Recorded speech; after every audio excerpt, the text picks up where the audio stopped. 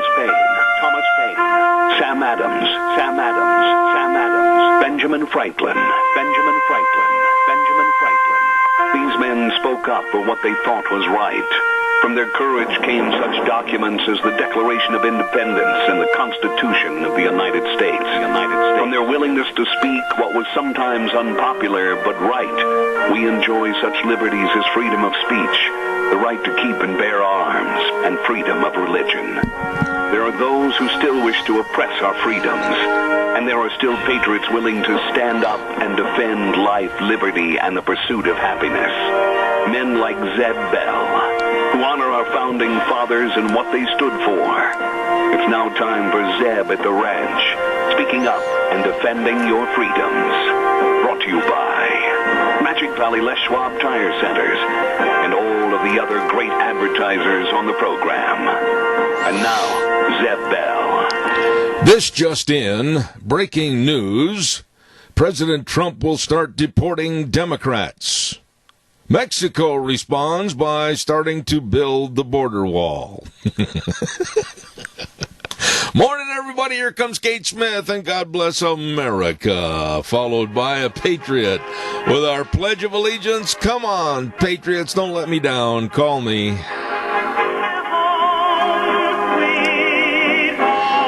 And good morning on this Tuesday, October 22.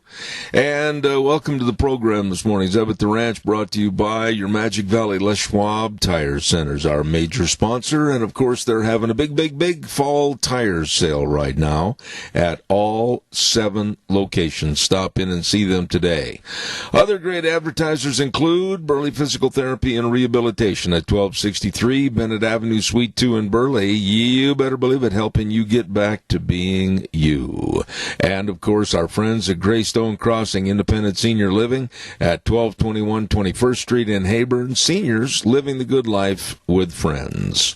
Right now, let's go to the phone line and have our Pledge of Allegiance. Good morning. Well, good morning, sir. I pledge allegiance to the flag of the United States of America and to the republic for which it stands, one nation, under God, indivisible, with liberty and justice for all. Attaboy, Wheels, way to go. And right now it's time for the weather, brought to you by K&R Rental at 256 South, 600 West of Heyburn. Right there on the Burley Paul Highway. You can't miss it. I mean, holy cow. They got a whole front yard full of equipment.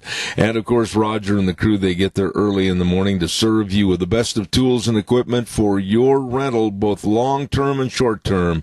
Or give them a call if you're not sure what you need. 678-3122, K&R Rental. And right now, here comes Gina with the weather. Here's the look at your weather forecast. It's going to be another nice day, a little bit breezy, however, and we're going to see some sunshine throughout the week. Mostly sunny skies for today. We are expecting a high of 60, however. The wind is going to be consistent out of the west at about 18 miles an hour, gusts as high as 33 miles an hour. Tonight, partly cloudy skies with a low of 38. Tomorrow, mostly sunny, wind dying down just a little bit with a high of 54. By Wednesday night, mostly clear with a low of 26. Thursday, sunny skies, high of 53. Friday, sunny and 62. That's a look at your weather forecast for Zeb at the Ranch. I appreciate it. Thank you, Gina. And don't forget, they've got all the equipment you need right there at K&R Rental. And don't forget those air compressors. Yes, sir, to blow out those sprinkler lines. It's time. That temperature's going to go down.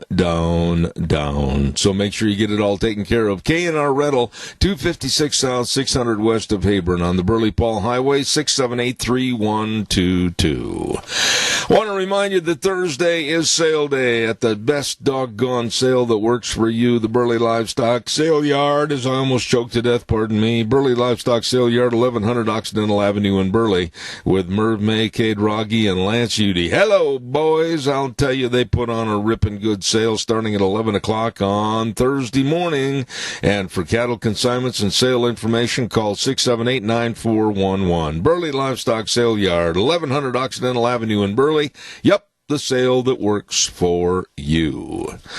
Wow, have we got a dynamic program this morning with a lot of great guests from all over the United States. First of all, back in Washington, D.C., Dan Kish is going to be on the program with the American Energy Alliance. Then we've got Raynard Jackson, very outspoken, very articulate man about race issues in America. And then at 10:06, guess who's going to be back? Dr. History is going to be here. And then at 10:32, a gentleman that really knows his stuff because he's lived it and been there and lived there in the Middle East, Lieutenant Colonel Sargis Sangari, and he's going to be on the program at 10:30.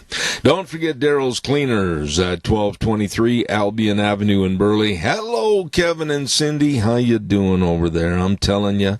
Had a guy call me the other day and say, were you kidding about they'll do all our washing, whether it's, the old rumply crumplies that needed to be washed, dry, folded, and ironed? Yup, they will. Absolutely, just like Mom used to, at Daryl's Cleaners, 1223 Albion Avenue in Burley. The best of dry cleaning and the best of washing and taking care of your clothes. At Daryl's Cleaners in Burley, you stop in and see them today. Really, honestly, nice people. One other good word, and then we're going to get to our first story of the morning, and that's Ramsey Heating and Electric at 2600 Overland Avenue in Burley. It's time, if you haven't thought too much about it, to have that furnace ready to go in the morning so when your cold toesies hit the floor, you go, oh, should have got my furnace filters. Yeah, well, they've got all your furnace filters. They've got all your heating and cooling and electrical needs, and that's not brag, that's a fact. They've got everything over there to serve you as they have for nearly 7 decades. Ramsey Heating and Electric at 2600 Overland Avenue in Burley. The number to call is 678-0459. Opening at 7:30 in the morning till 5, Monday through Friday.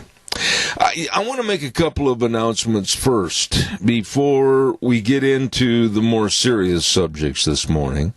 I want to extend to a couple of lunch munchers our heartfelt prayers that everything and all things will be good for them. And first of all, I want to mention a man that calls in to this program on occasion, does the Pledge of Allegiance, and he's been so supportive of the lunch bunch and all our activities, and that's Jerry Voss. Jerry, if you're listening this morning, our thoughts, our prayers, Deanne and I, of course, really pushing and behind you to make sure that you get better. Jerry Voss, a long time since the beginning lunch buncher, and God bless him. And another man that's going in for some eye surgery, and he absolutely is an asset to this program, and we really appreciate him and his lovely wife, and that's Keith Cottom. Keith's going in for some eye surgery.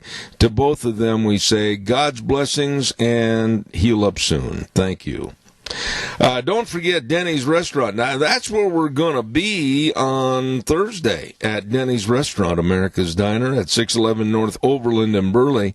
And I want to tell you something. It's our Halloween costume party. Now, we have some special prizes, and I absolutely want to thank Lee's Furniture, Burley Physical Therapy, and Tires West Les Schwab.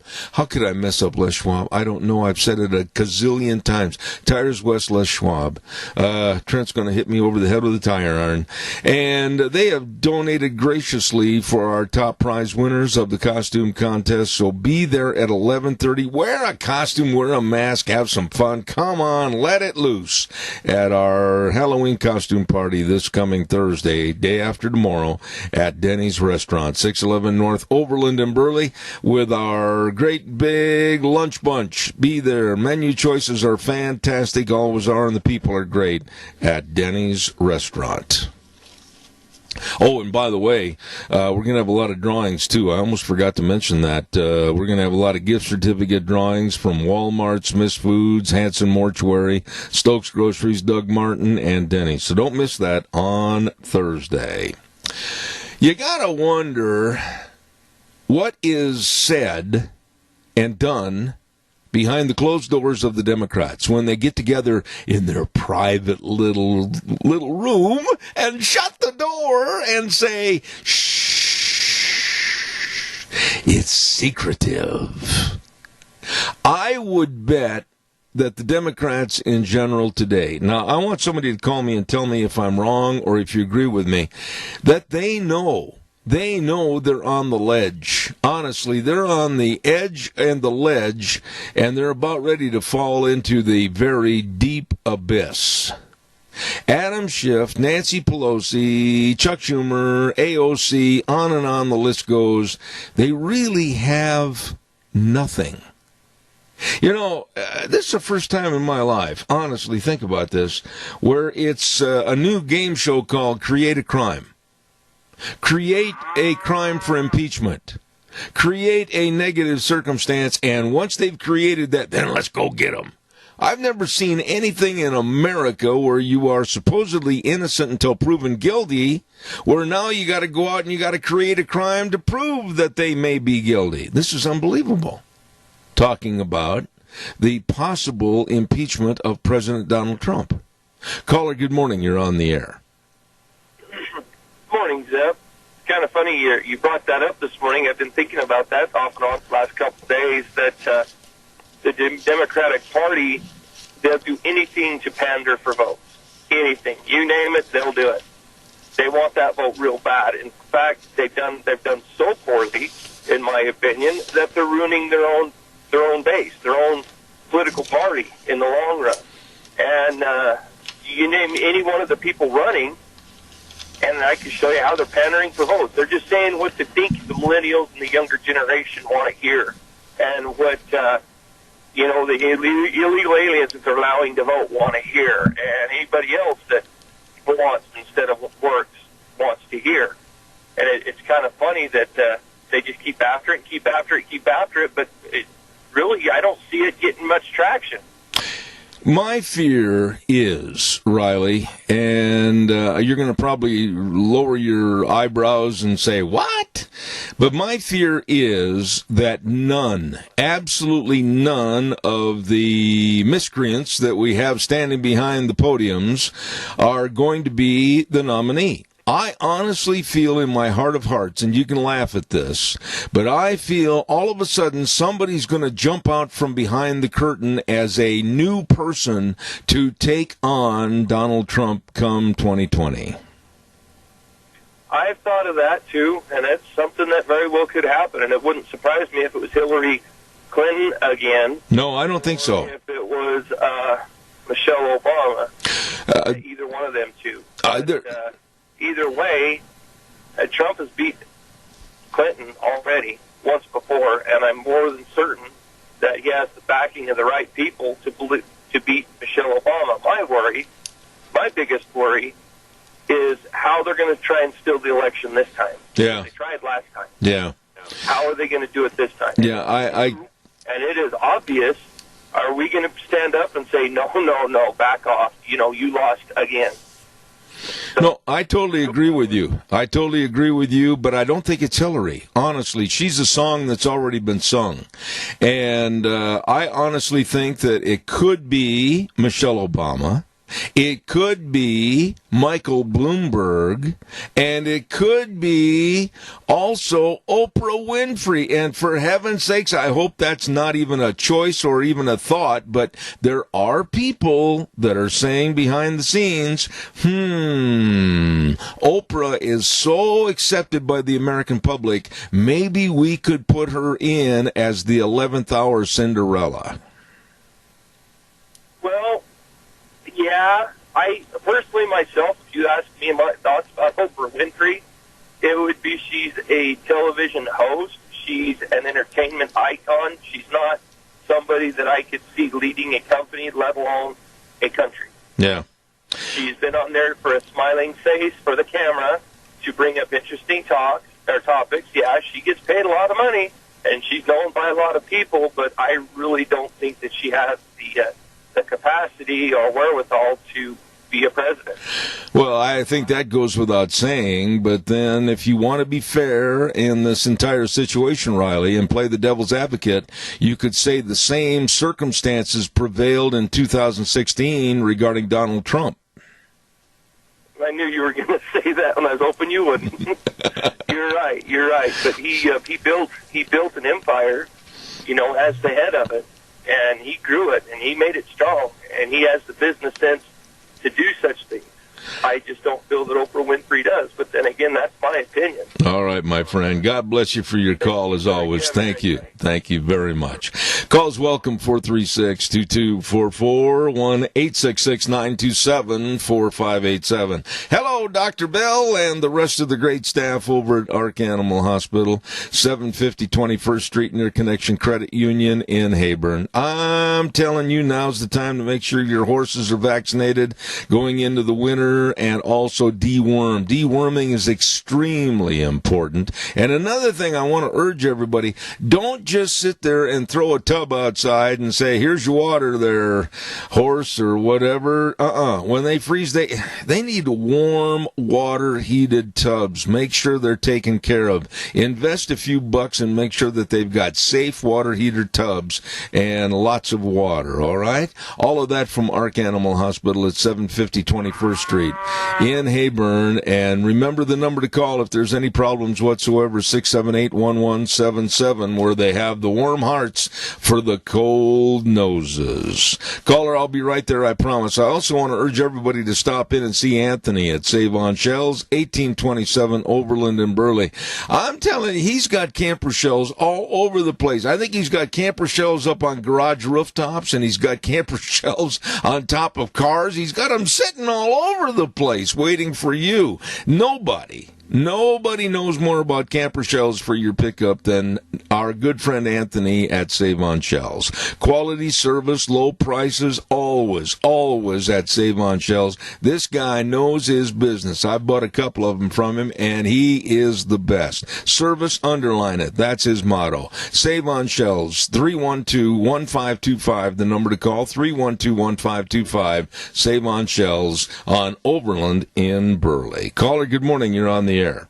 Good morning. The menu for the Burley Senior Center on South Overland is pigs in a blanket, macaroni and cheese, vegetables, and salad, and cook's choice for dessert. It'll be good. Joe, you're an old farmer. Get you Okay, go ahead. on wheels if you call in early. Joe, you're an old farmer, and I've always wanted to ask an old farmer, how in the world did you get all the pigs rassled enough to put them in a blanket? I'm not hearing good this morning, so I didn't hear your question. I just said, how in the world did you farmers in old days wrestle those pigs to put them in a blanket? They grabbed them and took care of them. Okay. Joe, God bless you, man. Thank you. Appreciate it. Have a good day. All right. Appreciate you and all you do for us. Thanks, Joe. Wonderful man. And I'm just in awe of all of his talents. Joe Taylor. Thank you. Calls welcome, 436-2244, 1-866-927-4587. I just want to finish up a little bit about the Democrats. Let's just call a spade here and lay the cards face up on the table, please. If the Democrats do in the House vote for impeachment, you better know it isn't going to do or go anywhere. It's going to be DOA when it hits the Senate. And nothing's going to happen. It's a waste of time. It's a waste of credibility. It's a waste of the taxpayer money. And quite frankly, it's a waste for the entirety of the United States of America, what the Democrats are trying to pursue. And if this thing goes to the Senate, and there's investigative thoughts and inquiries and basically a whole lot of detective work, there's going to be a lot of investigation going into the various dossiers. There's going to be investigations going into the Clinton Foundation. There's going to be investigation into former FBI head James Comey. There's going to be investigations into John Brennan. There's going to be investigations into Hillary's email. There's going to be investigations into Uranium One. There's going to be investigations into the Bidens. You want me to continue? There's a whole ton of investigations that could and should be opened up against the Democratic Party and their personnel. Caller, good morning. You're on the air. Yes, good morning, Zeb. What we don't need up there is a bunch of pacifists running this country. And I think no matter who what new Democrats come along, and what kind of a smooth talking they've got, people are going to realize that underneath that smooth talk is nothing but a bunch of lies. Tony, you've been here on this earth for a long, long time, and you've seen literally the good, the bad, and the ugly. If you were to make a prognostication as to some Democrat, some lefty out there that might all of a sudden jump out on the stage from behind the curtain, who might it be? I don't know. And personally, I wouldn't care because there's so many people out there now that have seen what the damage that the Democrats have done to this country. They're not going to believe any of them. Yeah. Well, that's my feeling. No, I agree with you, but I just hope the American public in general and in large percentage numbers does not follow the balderdash. I cleaned it up. There was another word I wanted to use. Would not follow the balderdash that the Democrats keep spewing every single day. Well, it goes back to my old feelings is these Americans now, today, a lot of them haven't been hurt yet. Yeah. And, once they vote in a Democrat, if that should happen, they are going to be hurt and they're going to have a lot of regrets of what they did. I think that as a party, and I have had a chance to talk to various people around the United States, whether it's the Midwest, the South, or the East, or the Northeast, or here in this Northwest, I think you're 100% spot on. Even people that I know are Democrats, and their families have been Democrats all their lives, have said, this is enough. This is enough. There's nothing being done for the betterment of America or the betterment of the citizens, and this is absolutely got to stop. Well, the left-wing Democrats in this country have damaged the old Democratic Party. Yeah. That's really true. The old Democratic Party, and of course you and I can relate to that, going back 50, 60 years with the Hubert Humphreys and the Proxmires and everything else, that was a party of working together in Congress to help the American citizenry. Yes, it is. I remember those days of Democrats. We didn't have the problems going on, those kind of problems that we have today going on back then. Yeah. People got together and accomplished things. Yeah. Boy, there's something that's an oddity to say today. Accomplishing something. Well, it seems like there's only one party doing it, or one man almost as an individual doing an accomplishment, and that's our president, Donald Trump. I agree with you. For coming along. I agree with you. Tony, it's always good to have you call in the morning. I really respect your call. Thank you so much. Thank you, Zed. All right, buddy. I want to remind you about Dino Septic Service, and, really, what do you need to know? Okay, if you got septic problems, you call them. If you've got sewer and sink drain lines that need cleaned, you call them. If you have a need for liquid waste removal, you call them. If you need water and sewer lines installed, you call them. I mean, what else do you need to know? They're the best at what they do. I mean, that's not brag, that's a fact. Dino Septic Service has expanded recently, and man, can they serve a whole bunch of people. All you got to do is give them a call at 436-6526 or 678-1638. I'm talking about fast, fair, friendly service. I really am. They care. They'll be there. They'll get the job done with a big truck that says, smells cargo on the way. I still chuckle at that. I love it. Dino Septic Service. You get a hold of them today. All right, calls are welcome, and I would thank you much as we look forward to hearing what you have to say. I want to just say this. We're in the middle of the NFL season, and tonight, of course, we're going to see the first game of the Major League Baseball World Series between the Houston Astros and, of course, the Washington Nationals. We're in the middle of a big, busy fall of coordinated sports on television and everything.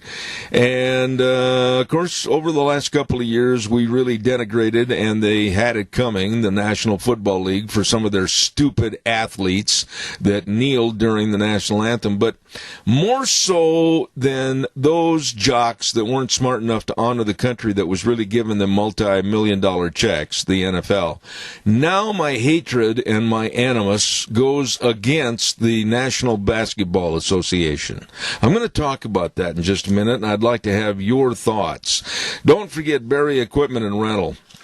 And we're talking about renting or owning the big dudes. I mean, if you need something lifted or you need digging and pushing and carrying or grading or leveling, don't mess around. Go to Barry Equipment and Rental. They've got 3 locations with all the Doosan wheel loaders and the excavators, all the Bobcats and all the shapes and sizes. They've got the best of financing programs and rental agreements. What are you waiting for? I mean, for heaven's sakes, 159 West Highway 30 in Burley, 465 Addison Avenue West in Twin, and then the Nampa location for the best to get the job done. Barry Equipment and Rental. You stop in and see them today. The NBA has lost any viewing support from me. I'm done with them. A bunch of pampered NRBs. NRB stands for not real bright athletes.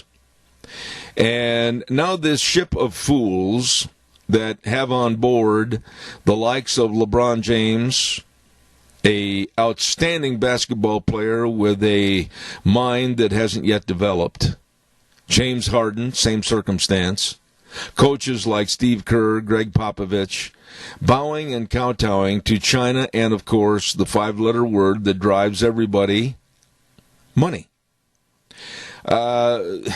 The public is turning against the NBA, and rightfully so.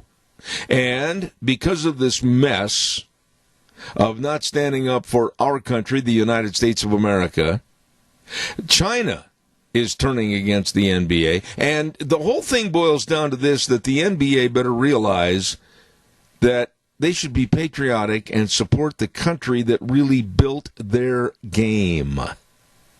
The United States of America. It's about high time we saw the likes of LeBron James. He won't, I'm sure. But it's about high time that we saw the likes of LeBron James and others apologize for their verbiage and also their stupidity. But they won't. And now, here in the United States, I think they're going to be seeing a multi-billion, with a B, dollar empire start to slip, slide, and corrode and fall apart.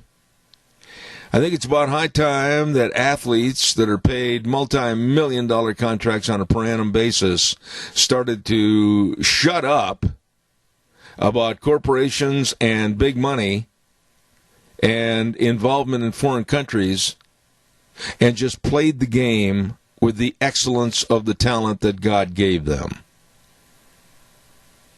But I don't think they're smart enough. Calls welcome, 436-2244, 1-866-927-4587. Do yourself a favor, and I'm starting this myself. Actually, I started it about 3-4 months ago. Get yourself a little spiral notebook or something. Hold on, caller, I'll be right there. Get yourself a little spiral notebook or whatever and keep track of all the pricing and the bills that you get from Idaho Power. Let's say in June of this past summer as compared to what it might be when you get the bill this next June in 2020. And let's just kind of follow along and have a little fun in watching the increases as Idaho Power goes more and more to 100% green energy. Oh, yeah, they may be subtle at first, but then all of a sudden the rug, I believe, is going to be tipped out from underneath us, and we'll just have fun going back in our little spiral notebooks and saying, maybe Zeb was right. Caller, good morning. You're on the air. Good morning, sir. Yeah, how are they going to run all these pumps to pump water on all of our crops here in the Magic Valley? Well, the answer is so simple, Dougie. The answer is that the wind is going to blow every day, the sun's going to shine every day for their solar panels, and they're going to sit back and just count their money. Oh, please. I can remember days where it was cloudy, rainy, and the wind wasn't even blowing. Uh-oh. So, I mean, they've got to have a backup. So why jump into this if you've already got the backup? Well, they bought the backup. You haven't read about it in the papers? Yeah. They bought over 20,000 squirrels to run on a treadmill.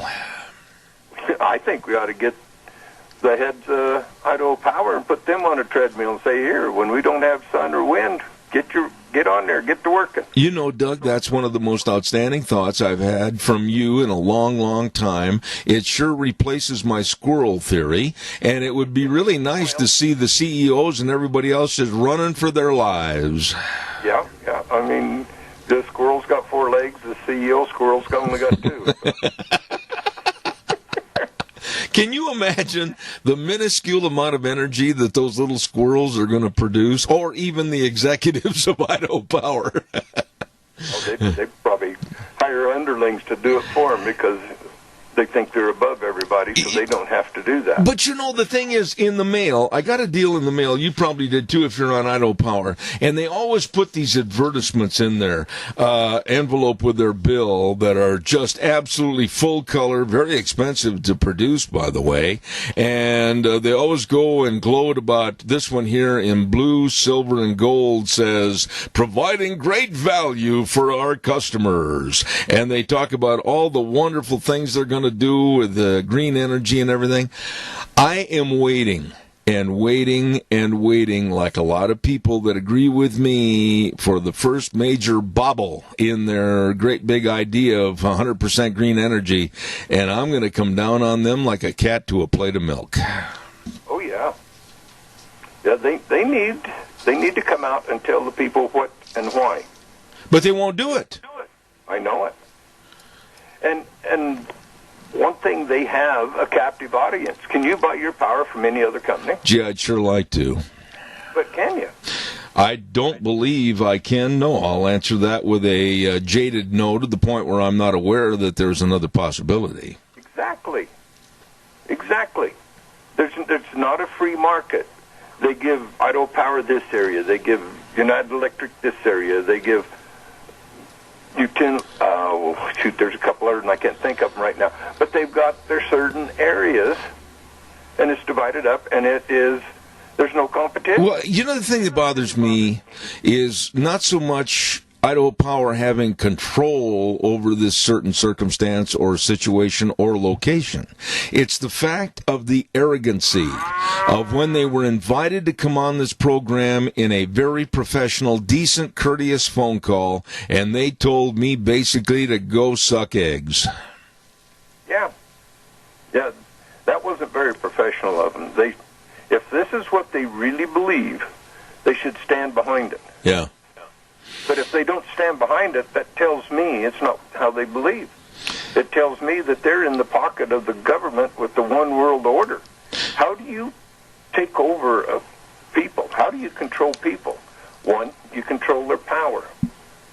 And number two, you never answer any questions which might really bring the light of day on the subject that they're trying to push. Yeah, and if you control the power, then you control their food. And you control their food and medicine, you control the people. I don't like people, and I've said this, I've been on this program now for nearly 20 years. I don't like anybody thinking they're better than somebody else. And the arrogancy and the attitude of Idaho Power, like basically I'm a fly that landed on one of their sport jacket lapels and they just kind of poo-poo me away.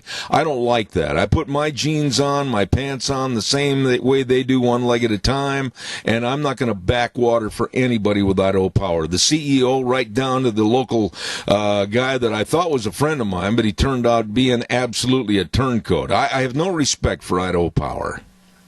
Well, they are like the Democrats on this impeachment. Everything's got to be in secret because if they put it out in the open, the public wouldn't go for it. Absolutely. Doug, I always appreciate your call. Straight up and great shot. Thank you very much. Hey, one quick thought of the day. Uh-oh. No matter how educated, talented, rich, or cool you believe you are, how you treat people ultimately tells all. Integrity is everything.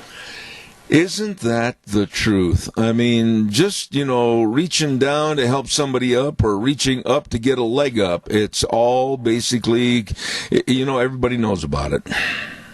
Exactly. Yep. Exactly. Your actions speak a whole lot louder. Amen. Amen. God bless everybody. Do what you can for the senior centers.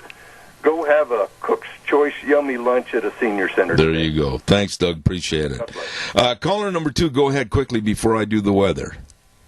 Well, all I was going to say was, if I'm not mistaken, you got two places. You get Idaho Power or Bonneville Power, Yeah. and then everything else comes through them. And I don't know my research on the Bonneville Power and how this structure comes through. I know that there's a power company in a company in Oregon that is, being influenced by the environmentalists and having an influence on Idaho Power and others. Randy, are you talking about, Randy, just a minute, I wanted to ask you, are you talking about, the name all of a sudden kind of hit me a little bit, is it Pacific Core? Yeah, I think so. And they're not, I don't know how all this tumbles, but I know, what goes downhill, Yeah. And so, I don't know, Zeb, I need to research it, but my point is the pressure is on to do this, even though it's no logic in it at all. It's infuriating, and then they can just ride out the storm. They ignore you, Idaho Power. The arrogance of it is, you know what? If they're a public utility company, they have to answer to the public. But they won't. No, they're not, and nobody else is pressing it. And what they're doing with these, these coal-fired power plants. I better go. I'm getting about texts and calls. I got to go. All right, buddy. Thank you very much for your call. Caller number 2, you're on the air. Please, before the weather forecast, I'll take your call. Thank you. They hung up, sir. Well, Wheels, take your gold star off the wall. Okay. And I just got your text, too, by the way. Thank you. Okay, great. All right, buddy. Hey, calls are welcome, 436-2244, 1-866-927-4587. Somebody told me about a week ago, and I'm not into taking people's names on the air when I haven't got permission to use their names. They called me about a week ago, and they said, Zeb, you're probably on their hit list. And I said, that's fine. I don't care. They're on my hit list. They have not answered the questions about going green energy. They have not answered the questions about rates. They haven't answered the questions about transitional costs. They haven't answered the question as to why it's even feasible to close down these very efficient plants like Valmy and also Fort Bridger. These are questions that you and I and everybody ought to hear and know about, but they are cowards. I can't say it any other way. They're cowards and won't come on this program and answer the questions. I get national people on this program. I want to reiterate this point. I get national people on this program, the only program in the state of Idaho that gets these national people. Why? Because I asked them. And they want to let the story that they want to tell come out on my program. They're not arrogant. They're not above anybody. But it looks like our own local, if you will, Idaho Power is arrogant and not willing to give up the information. Caller, good morning. You're on the air. Hi. Deb, do the people who get electricity from Idaho Power, are you bought in like you are over in Minidoka and over there you own the place? You mean as a stockholder? Is that what you're saying? Yeah. No, not to my knowledge. Anyway, I grew up until the 6th grade in Wendell, and my father sounded just like you do, and he was so disgusted with Idaho Power back then, and we had a blue ribbon dairy. And I'm telling you, sometimes because Idaho Power just didn't want to get there and get something fixed, we had to dump milk. And my father quit going to church because Idaho Power had about half of their bunch of, leaders, supposedly, going to our church. And every time my dad went to church, they always came down on him because he always was being so obstinate. And I know that this just brings back all of the memories from my childhood that I can remember my dad sounding just like you. Well, let me just say this. When are they going to wake up? Chris, let me just say this. Wouldn't it have been, and I'm asking you a question and I want your honest answer on this. If you say something against me, that's fine. I've got big shoulders. But wouldn't it have been a much better professional situation to say, yes, we'll come on your program, yes, we will answer the questions, and it might have been a learning experience for you and the audience and me and others as to the whys, the why nots, everything else. But when you run and hide under a desk and won't answer questions and you act like you're so arrogant, what can I expect to think of them? Well, I'll tell you what my dad did. He got on. He tried to get on with however they did it, but they asked him to come and be a witness and be part of the a group that makes the decisions. And you know what? My dad only made it through 2 times.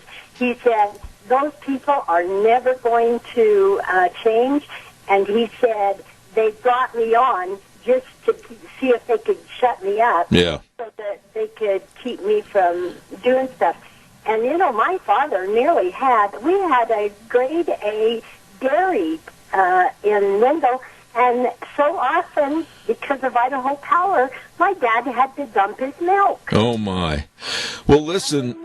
And they never paid you for it. I can guarantee you one thing, I'm not going to weaken. I think that's what some of the people that are in charge of Idaho Power think I'm going to go away. I'm a pesky little gnat that's going to fly away into obscurity, but that's not going to happen. Chris, I got to get the weather on. Thank you so much. God bless you. Thank you. I want to mention about, I didn't talk to her personally. She sent me a really nice email, and that's Christine Pickup with Mount Harrison Audiology and Hearing Aids. And I want to mention that they are extremely thankful to serve their local veterans' hearing healthcare needs through the VA Community Care Program at Mount Harrison Audiology and Hearing Aids. Now, during the week of November 11th through the 15th, she's urging veterans to stop by their office in Rupert to receive a small gift as a token of our gratitude for your service. That is extremely nice. And Mount Harrison Audiology and Hearing Aids, located just north of the Minidoka Memorial Hospital in Unit 2. And learn more on their website, MountHarrisonAudiology.com. What nice people they are. And right now, here's the weather. Here's a look at your weather forecast. It's going to be another nice day, a little bit breezy, however, and we're going to see some sunshine throughout the week. Mostly sunny skies for today. We are expecting a high of 60, however. The wind is going to be consistent out of the west at about 18 miles an hour, gusts as high as 33 miles an hour. Tonight, partly cloudy skies with a low of 38. Tomorrow, mostly sunny, wind dying down just a little bit with a high of 54. By Wednesday night, mostly clear with a low of 26. Thursday, sunny skies, high of 53. Friday, sunny and 62. That's a look at your weather forecast for Zeb at the Ranch. And brought to you by Mount Harrison Audiology and Hearing Aids. And by the way, don't forget, absolutely do not forget the number to call. New number, 208-417-8799. 417-8799. Call that number. Make a hearing screening appointment today at Mount Harrison Audiology and Hearing Aids. Calls are welcome and appreciated. 436-2244, 1-866-927-4587. I've got to ask a question, and they're not an advertiser on my program, so I don't care one way or the other. And has anybody anybody in the audience, and if you have, give me an honest appraisal of it. Have you had one of those Burger King, basically plant burgers that everybody gets on TV and says, oh, it tastes just like beef? Well, I talked to a couple of people back east that had those so-called plant burgers from Burger King, and they said, no, it doesn't. They're not very good. Call me and let me know if you've had one of those plant burgers, a veggie burger or whatever. And then they get these people on television in the commercial. Why, I was fooled. I thought that was real beef. Call me and tell me if you've honestly had one of those. The people I talked to said, well, I won't tell you exactly what they said it tasted like. I'm going to be real cautious there. But they didn't like it. Okay. 436-2244, 1-866-927-4587. I couldn't care less if Burger King gets upset because they're not on this program anyway. Give me a call and let me know what your thoughts are. I'd like to hear what you think about that issue. The other thing I was going to mention real quick is Beto O'Rourke and the Democrats. Beto's at it again on his big push. I guess it's kind of his life preserver, if you will. He's got less than 2% of the Democrat support, if you will, to become president. He's not going to do anything. I mean, this guy is an also-ran, but he is not smart enough right now to say, that's it, I'm out of here, I'll go and do something else. Not smart enough for that. He's going to continue on, and his main theme is going to be about gun control, and he's doubling down on saying that if you own a certain weapon, etc., that there should be house-to-house confiscation with government officials or local police. Wow. That didn't go over very well with various police groups, and there was a spokesman for the police on television this morning that said, basically, this is completely ridiculous and very, very dangerous for the private property owner, the gun owner, and also the police. And it's just another desperate attempt by a feeble-minded Democrat that belongs in the NRBs, the not real brights, to come up with another dissolution of the Second Amendment. Beto O'Rourke should just basically fade away.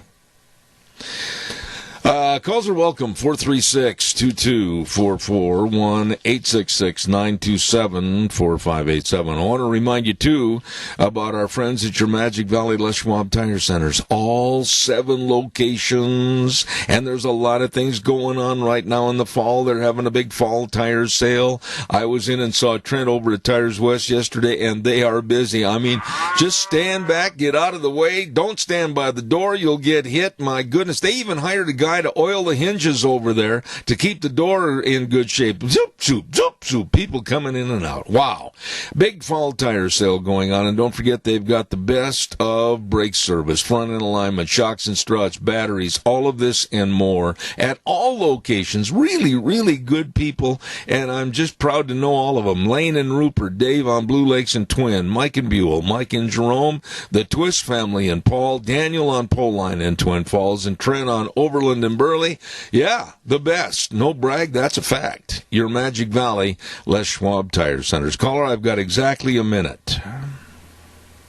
My question is, how many of these people, Beto O'Rourke, as an example, are in it to more or less make a name for themselves? And if they don't win, they don't win, but they'll get their name out there for future upcoming events. I'll let you go. Yeah, Riley, I think you're right. I think a lot of it is to build and support a rather fragile ego.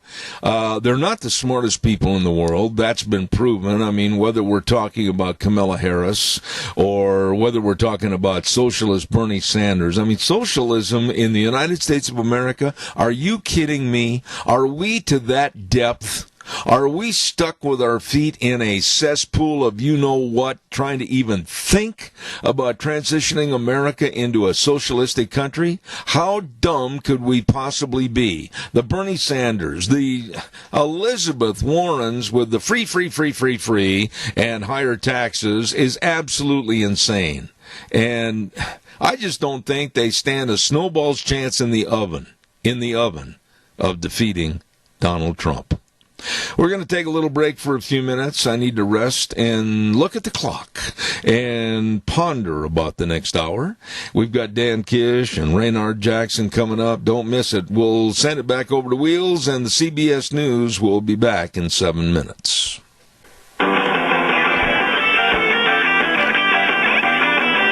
Oh, good morning on a Tuesday, October 22. And, of course, Zeb at the Ranch brought to you by our major sponsor, your Magic Valley, Les Schwab Tire Centers. All 7 locations serving you with a great big fall tire sale going on right now. And we want to thank some of our excellent advertisers like Burley Physical Therapy and Rehabilitation at 1263 Bennett Avenue, Suite 2 in Burley, helping you get back to being you. And, of course, Greystone Crossing, Independent Senior Living at 1221 21st Street in Hayburn. Seniors living the good life with friends. Right now, old Wheels, old buddy, old pal, let's hear a couple of good words about Western Waste Services. From the canyons of the Snake River and all across southern Idaho, we're all at the Georgia struggle. Western Waste Services, we care about our community, our resources, and this free land. Western Waste Services is lending a hand, always at Georgia struggle. Western Waste Services. Oh, my goodness sakes, you don't know how to get on the route service, Bunky, and let them come by once a week and pick up your garbage? Why, it's easy. All you have to do is just give them a call. Yep, tell them where you live and get on the route service, and once a week they'll pull up with a big truck and get rid of your garbage. You can wave goodbye as it drives off. Always at your disposal. Western Waste Services, 734-6969. You call them today. Want to also say a great big shout out to our friends, and I was over there for one of my sessions yesterday at Burley Physical Therapy and Rehabilitation, 1263 Bennett Avenue, Suite 2 in Burley, with Nick Greenwell and all the physical therapists. They know all the exercises. They know everything to help you get back to being you. Aching and paining, you get a hold of them, make an appointment. They can help, and they've got the only hydrotherapy pool of its type anywhere in Southern Idaho. Wow, it is fantastic. Please give them a call and get back to being you. 678-1191. The number to call for Burley Physical Therapy and Rehabilitation at 1263 Bennett Avenue, Suite 2 in Burley. One final word before we go to our friend chomping on the bit, Dan Kish. Stand by. I want to also acknowledge and make you remember about our friends at Hanson Mortuary with Joel Heward, his family, and his staff serving you at 710 6th Street in Rupert. When there is the passing of a loved one, there is so much to get done, so much to remember to do, and believe me, it's a very traumatic time. They will help you. All you have to do is call 436-5636. That number again, 436-5636. They always serve the families with the best possible support and comfort, and with the highest ethical standards with unquestioned integrity. Hanson Mortuary in Rupert and Joel Heward also serving you at Morrison Payne Funeral Home on East Main in Burley. Well, it's Tuesday. And I'm just absolutely thankful that I have such a dear friend in the name of Dan Kish with the American Energy Alliance to come on my program and talk about energy, because energy today is a subject that I think it's not going to go away. It's not going to be diminished. It's going to be, I think, on the main plate, if you will, of everybody for the future, because on the one hand, we've got the left that wants to diminish our energy emergency supplies, and on the other hand, you have common sense, right conservative thinking that wants to just open up the floodgates and make our economy grow. Dan, is that a fairly good analogy? That's pretty much it, Zeb.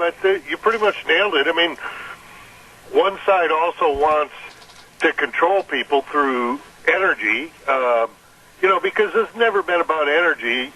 Throw that out. It's about power. It's always been about government power. It's always been about trying to lord it over everybody, boss people around, tell them what to do, tell you how to live your life. They don't like it in the cities. They'll tell people out in the real world how to live their lives and the rest of it. That's what it's about. These are control freaks. They've been around since the dawn of time. Somebody always wants to get somebody else, put their leg up on somebody else's back, show dominance, and that's what motivates these people, the idea that they're right, everybody else is wrong, and therefore everybody else has to do as they say. Dan, you, like I've said many times on this program, you are aware of what's going on and you work with it every day. And when we hear these NRBs, and by the way, if you're not familiar with my grouping together of NRBs, that stands for Not Real Bright politicians, they come on and they say, well, we're going to transition to green energy. Everything's going to be a complete green energy program, like the stupidity with Idaho Power here in our state of Idaho. But they don't talk about transitional costs. In other words, what's it going to cost businesses to transition to that source of energy? What's it going to cost agriculture to transition to that type of energy? What's it going to cost private concerns, industry, everything to transition over to it? And I think we're looking at a ton of money in bankruptcies. Where am I looking at this wrong? Well, you're not. I mean, look at California. Got one of the most advanced economies in the world, and yet, because of these crazy policies, they're now having to cut off people's electricity, and, they've got a great system now where they rely on wind and solar for increasing amounts of their energy, and the problem is when the sun is out and the wind is blowing, they have to shut down the electrical transmission system because they won't let them cut any trees. I mean, it's the same sort of logic that all goes around. It's sort of crazy, simpleton, people that don't understand how things work, approach to life, and they assume all of this stuff will just work regardless of what they do to it. And unfortunately, that's not true. There's been a lot of engineering and a lot of hard work and a lot of blood, sweat, and tears that go into making sure that we can live the sorts of lives that we've become accustomed to. And what they're doing is messing around with the foundations of that very thing. Dan, I don't know that much about your background, but I think from little tidbits that you've shared over the years you've been on the show, I think if I recall correctly, and please correct me if I'm wrong, I believe you were born and raised in the Midwest in Michigan. Is that correct? Yes, sir. Well, then you know of what I'm going to speak. I mean, the grassroots of being brought up in the Midwest and very connected to the land, very connected to farming and agriculture and food and crop production. And when I heard the idiocy of Alexandria Ocasio-Cortez say about 2 weeks ago that people should become self-reliant and self-sufficient and all people grow their own food, I just wondered, how in the world did this bartender ever achieve a seat in the United States Congress? And my point is that without agriculture having energy sources to where they can plant the food, the crops, and harvest the crops, and get the crops to market, my God, Dan, we're all going to starve to death. Well, yeah, Zeb, and really, literally, it's fascinating to me because you got these people live in these big cities, don't know anything about the way the world works, don't know where their food comes from, are fascinated. She was fascinated earlier this year to watch plants growing in a garden, and was mystified by her garbage disposal I mean, these are the sorts of things that it's the less they know about something, the more they're sure of their position about it.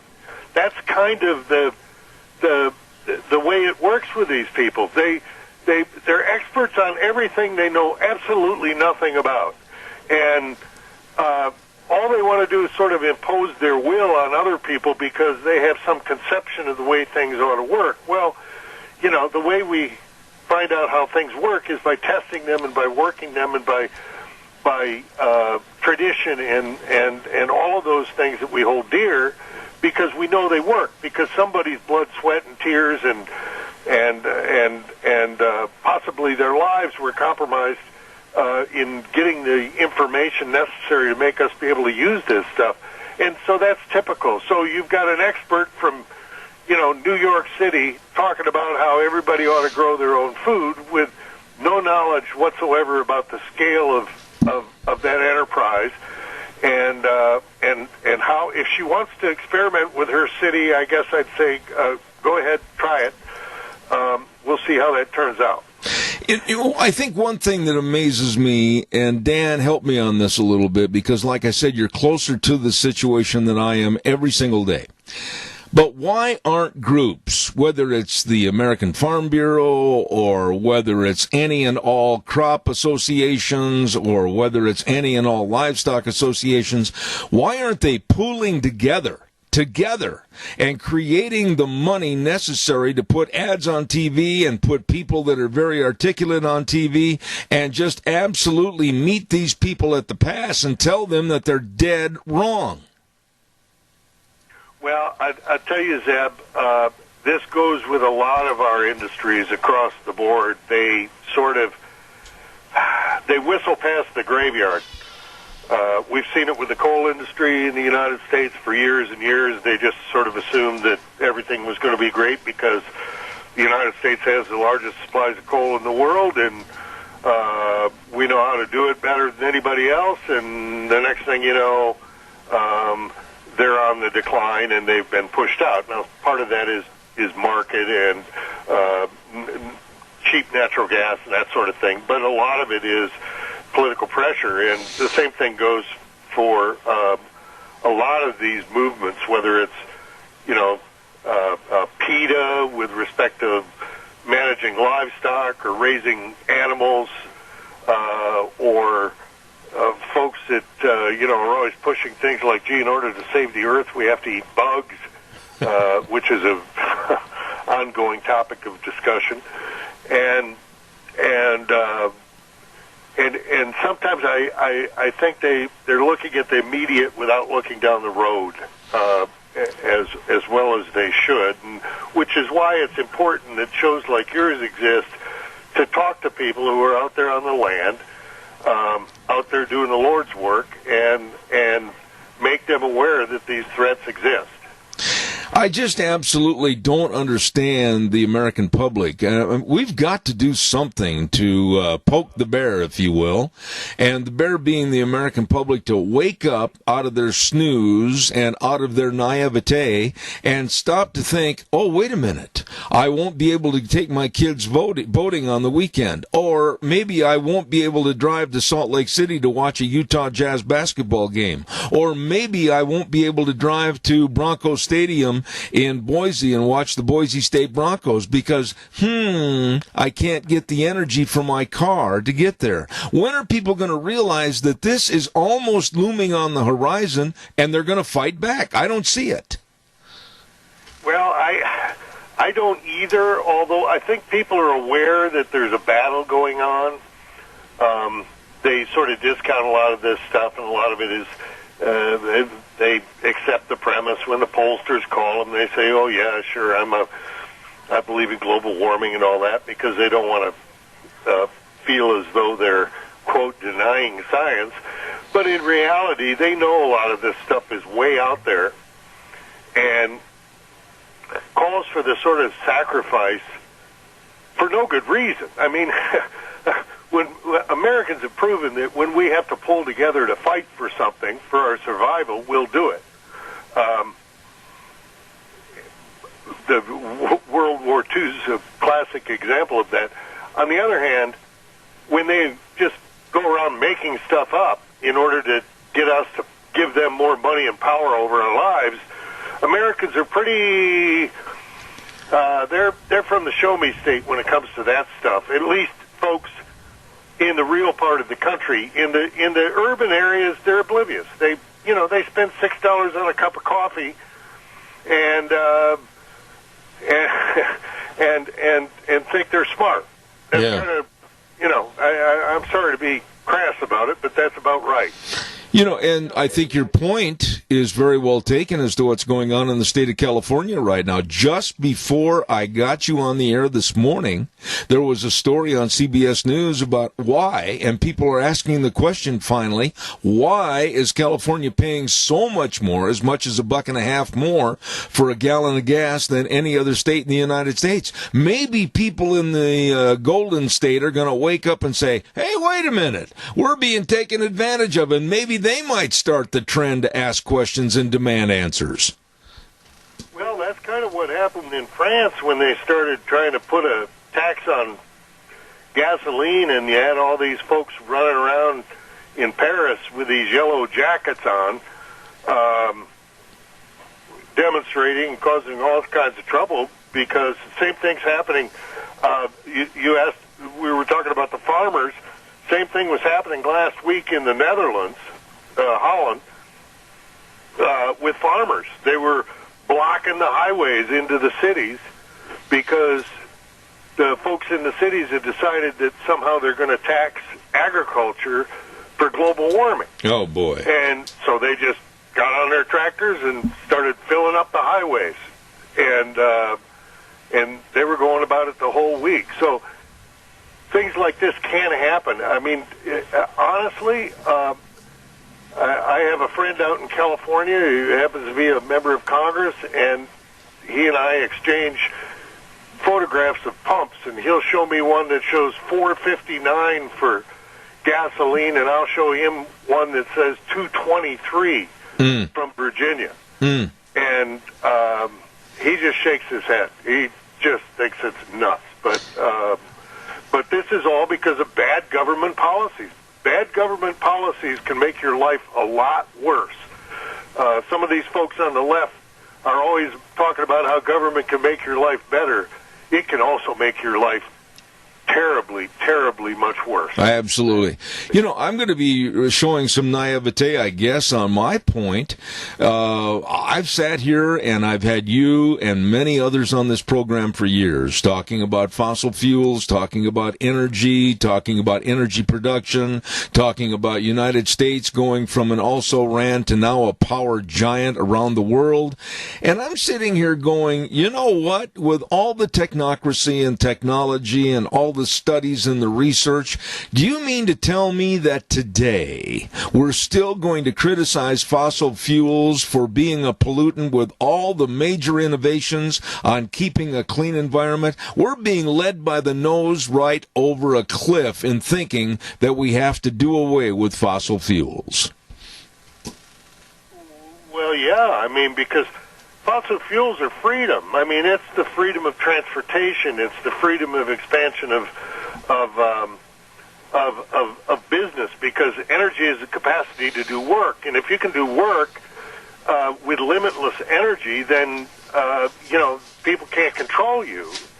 If they can control the amount of energy you get to be able to do your work, they can control your life. And they understand that. That goes back to what I was saying earlier about it's not about energy, it's about power. It's about them getting power. And they've convinced all these drones, these Stepford wives, that their way is the only way, and we see that with Greta Thunberg and the rest of them with their sort of hollow-eyed belief. It's almost quasi-religious that the end is near, when in reality, all they're doing is trying to scare them into handing over their life, liberty, and property. You know, I want to go back to what I started the program off quickly. I got about 3 minutes left, and I want to expand a little bit on transportation of any and all kinds, whether it's agriculture transportation or all transportation to the various markets across the United States. On the web of transportation, the way the trucks run, the way they have to go this way, that way, and everything. Can you imagine the transitional cost for, let's just say, a trucking company that's not a big trucking company, but they've got 20 trucks to try to transition away from fossil fuels and still meet the demands of their deliveries? Dan, it ain't going to happen. Nope. Any transition with energy takes an enormous amount of time because it is the scale of energy that we use in this country, and thank God we do because it makes our lives better, is spectacular by any notion. And the idea that somehow you're going to flip a switch and do something differently is absurd. It shows that people don't look at it. And that's, if there's one thing that they always miss, and I don't care if it's water, agriculture, fiber, minerals, or energy, is scale. People have no idea the scale of what it takes to be able to provide these things, to make their lives more comfortable. All these things being done by people who get dirt under their fingernails, go to work every day, and produce the things that make it possible for people to sit in cities like where I live and live the good life. Absolutely. Every week I have this man on, you can bet we're going to learn a lot more about what the truth is about energy, and that's Dan Kish with the American Energy Alliance. My dear friend, I offer you a great big sincere thank you and look forward to next Tuesday. Thank you so much. Thank you, Zeb. God bless. All right, my friend. Thank you. You know, I've been blessed on this program to have only the best guests on various subjects. And again, that's not brag, that's a fact. And Dan Kish, one of those, tells it like it is when it comes to energy, and I appreciate him.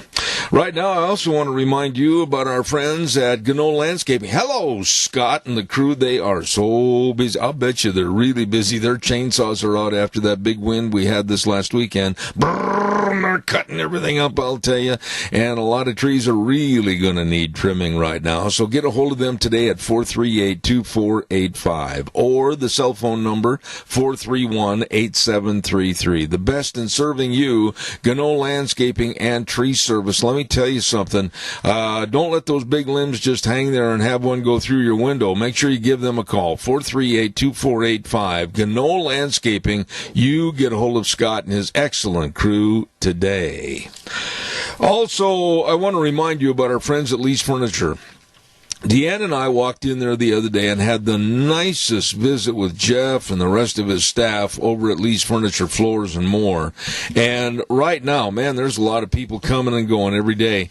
They're having what they call a great big harvest sale, and they're offering 40% off on all furniture, mattresses, dining sets, motion furniture, bedroom groups, and more. Holy moly! Like on a sofa. Listen to this. Here's a sofa, regular $949, now just $549. Holy cow! And a power recliner that was regularly $779, now just $459. Oh my goodness, put on your track shoes and run. Don't walk, run right now into Lee's Furniture, Floors, easy to say, Floors and More, I bit my tongue.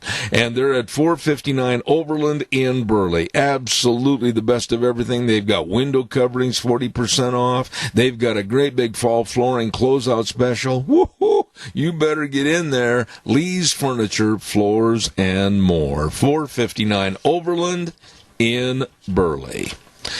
And without further ado, oh yes, there is further ado. I've got one other good word before we go to my dear friend Raynard Jackson. We've got to tell you about getting on a four-wheeler or a side-by-side and getting out of Dodge City and heading for the hills. By golly, this weekend it's supposed to be really, really nice. Why don't you get over there today? Let's Ride, 270 Highway 24 between Rupert and the World. They're open Monday through Friday, 9 to 6, Saturdays, 9 to 4. They've got them all. They've got a show showroom. I absolutely do not know how they got everything in there. All the four-wheelers, all the side-by-sides, everything. Great big accessory department. And they've got the best doggone service department in the world to keep you running. Let's ride. Absolutely. 270 Highway 24 between Rupert and the World. It's true. This is where the fun is sold at Let's Ride. Over the course of the many, many years, as I've said this before on this program, you find guests that you just enjoy having on the program, and you get a chance to talk to those people, and then you figure out, holy smokes, I've got to have them back on in the future many, many times over. And I feel that way about this man. He is the founder and chairman of Black Americans for a Better Future, and I just love having him on the show. Raynard Jackson, how are you, my friend? Hey, Zeb, how you doing, my man? Well, I'm doing good. The Green Bay Packers are having a super season. They seem to have found a great offense. They've got a few holes in their defense that need to be shored up, but look out, here comes Green Bay. Right, exactly, yeah, no question. Green Bay is looking good right now. Of course, I've got to hand it to a team that's back in your neck of the woods because, quite frankly, I don't see anybody that's going to whoop them, and that happens to be the New England Patriots. Yeah, they're looking good. I'll tell you, they're looking good. The 49ers not looking half bad either. No, it's going to be an exciting finish to the NFL season, and quite frankly, talking about exciting finishes, I guess my question to you this morning, first and foremost, would be, when I look at the Democrats standing up there on the podium at the last debate, Raynard, I got to tell you, the first thing that came to my mind when they had that wide shot of all the people behind the podiums, it reminded me of a whack-a-mole game. Which one's going to get hit in the head and which one's going to stand up? This is ridiculous. Oh, yeah, that was torture, Zeb. Torture last week. I mean, I forced myself to watch it, but I guess, Zeb, I'm shocked that we're actually debating on the Democratic side whether to turn America into a socialist country. I cannot believe we're actually debating that. You know, and you expand on that a little bit, because I'm wondering, with the laxity of education about our great capitalist system in a free country, the United States of America, and the not teaching our kids about all the benefits. Oh, we've got some moles on our back, if you will, but this country, the greatest country on the face of the earth, how in the world are these people getting any support whatsoever? Zeb, that beats me, man. I tell you, I'm watching the Democratic debate, and I'm wondering, am I watching from America or am I in Russia somewhere? This is crazy, Zeb. And they keep this up, Zeb, they're going to guarantee Trump another 4 years. Which isn't a bad thing as far as I'm concerned, because here's my feeling, and I want you to elaborate on this a little bit. I would love to see what the Trump administration can do that would be unfettered from all the garbage that the Democrats have thrown at him, whether it was Russia or whether it's impeachment, whether it's whatever it is. I'd like to see what an unfettered administration could do with a friendly Senate and hopefully a friendly House of Representatives. Well, yeah, I agree. I think the economy would be doing even better than it is right now, and I think we would see more conservative judges being placed on benches across the country, and I just think we will take control of our borders. And so if that were to happen, Zeb, America would truly be great again, trust me. You know, one of the candidates that's standing up there, and every time I see her on stage, and I'm not trying to demean her or belittle her, is she resembles, when a business has an opening, they always put those fluttery things out in front that look like they bend with the willows of the wind. That's what reminds me of Elizabeth Warren. She's always waving her arms, and she looks like one of those flyaways, and her idiocy when it comes to everything's going to be free. What are your thoughts on that? Well, Zeb, as you and I both know, there's nothing free in life. And I'm going to tell you something, Zeb. I talk to a lot of our liberal black friends all across the country on a regular basis. They find it insulting as heck that the Democrats think in order to get the black vote, they have to promise free this and free that. It's insulting as heck and very patronizing. And you got a lot of blacks there who are just looking for a reason to vote our way, and hopefully during the general, our party, our president will give the black community a reason to vote with us. They want to. We just got to give them a reason to. You know, when you say the black vote, and you and I have been very open and honest with everybody on this program and with the both of us, I don't like to ever hear, and I'm just saying this from my own point of view, kind of a racist labeling of that group will do this or that group will do that. I'm looking at it as a part of America. Are Americans going to wake up and do the right thing? That's my concern. Well, yeah, we're all American, and listen, the policies that this president is advocating will make America stronger and better for everyone. But the liberal media keeps saying that, he doesn't care about blacks, he's racist, you and I both know, full of crap. And yet, again, as I've told you from day one, Zeb, we on our side have to do a better job in messaging and communication with the black community. That's the deficiency, not the substance. Absolutely well stated. Raynard, we've got a caller with a question, and then I've got a bunch of other questions for you. Caller, go ahead quickly, please. You're on the air. Well, consider Trump is always called a supremacist, a white supremacist, prejudice, and black unemployment is as low as it's been in 50 years. Black poverty is as low. It's just a different gauge. Black poverty and black unemployment are two different things. And black poverty is as low as it's been in 50, 60 years. And you say to yourself, now these black people have to know that he has done this because it didn't happen under Obama's watch. And so you say to yourself, the media leads to, they're disrespectful to the black people and they treat them like they don't know what's going on. The percentage of black people that know better, I mean, how many would, what percentage of them would you say there is? I'll hang up. Respond to the caller, please, Raynard. He was asking what percentage of the black what? Don't understand the policies of Trump administration are actually helping them. Well, no, they understand very well. That's not the issue. The issue is the Trump White House and the administration hasn't done an effective job of going directly to the black community and saying, here is what our record is. Here is what we've done. Because, Zeb, we can't count on the liberal media to do that on our behalf, to talk about positive, good news that this president's done. We have to go directly to the people, and that's where this president is strongest. Can you imagine if we were to get him in front of a group of black entrepreneurs to talk about what he's done specifically in a way that benefits them? That's what I'm looking to see.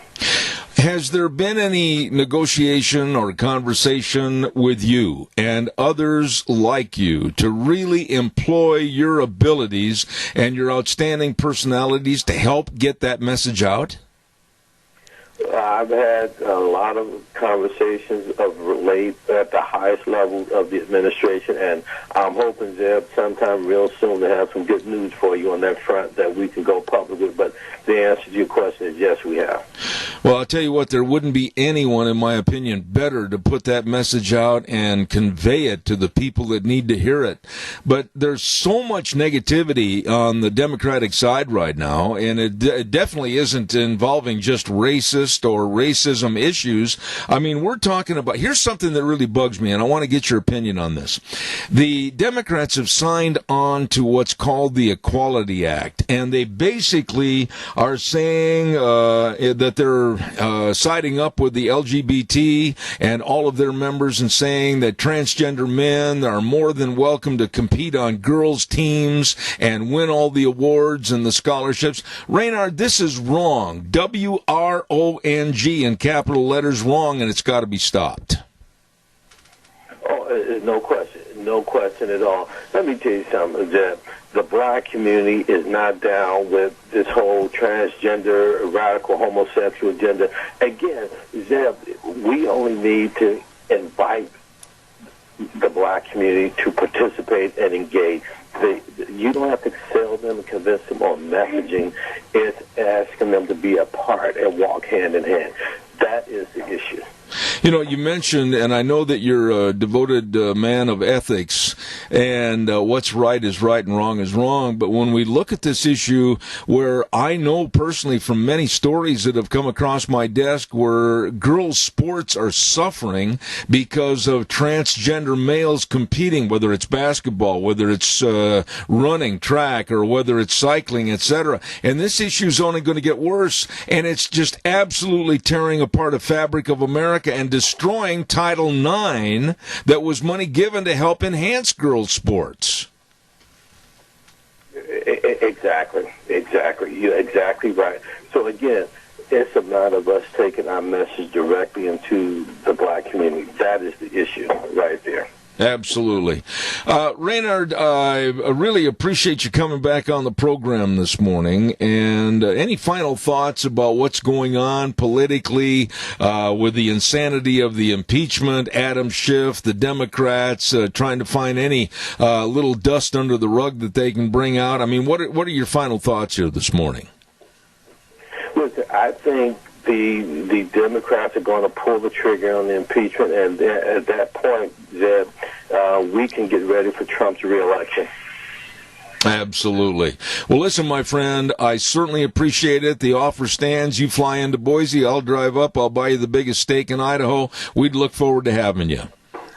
And I'm going to make that happen, Zeb. Trust me, I look forward to it. All right. Raynard Jackson, thank you very, very much. A great gentleman, and I look forward to having him on the program many more times in the future. Founder and chairman of Black Americans for a Better Future, and thank you very much for being on the show this morning. Calls are welcome and appreciated. 436-2244, 1-866-927-4587. Give me a jingle. I'd like to hear from you. Come on, give me a call. While I have just a moment, you know, what we were talking about there with the candidates and the Equality Act. The story I had on yesterday, and I had a couple of people call me after the show yesterday, and they said, what were you talking about this morning with a biological male that now considers himself to be a woman winning a women's cycling world championship? And yes, that is true. I had that on the air yesterday, and it happened in Manchester, England. And it, unfortunately, is going to be a problem that we're going to see much more of here in the United States. Caller, go ahead, please. You're on the air. Yes, good morning, Zeb. With regards to your last guest, I would really like to meet this guy. Sounds like a really interesting guy.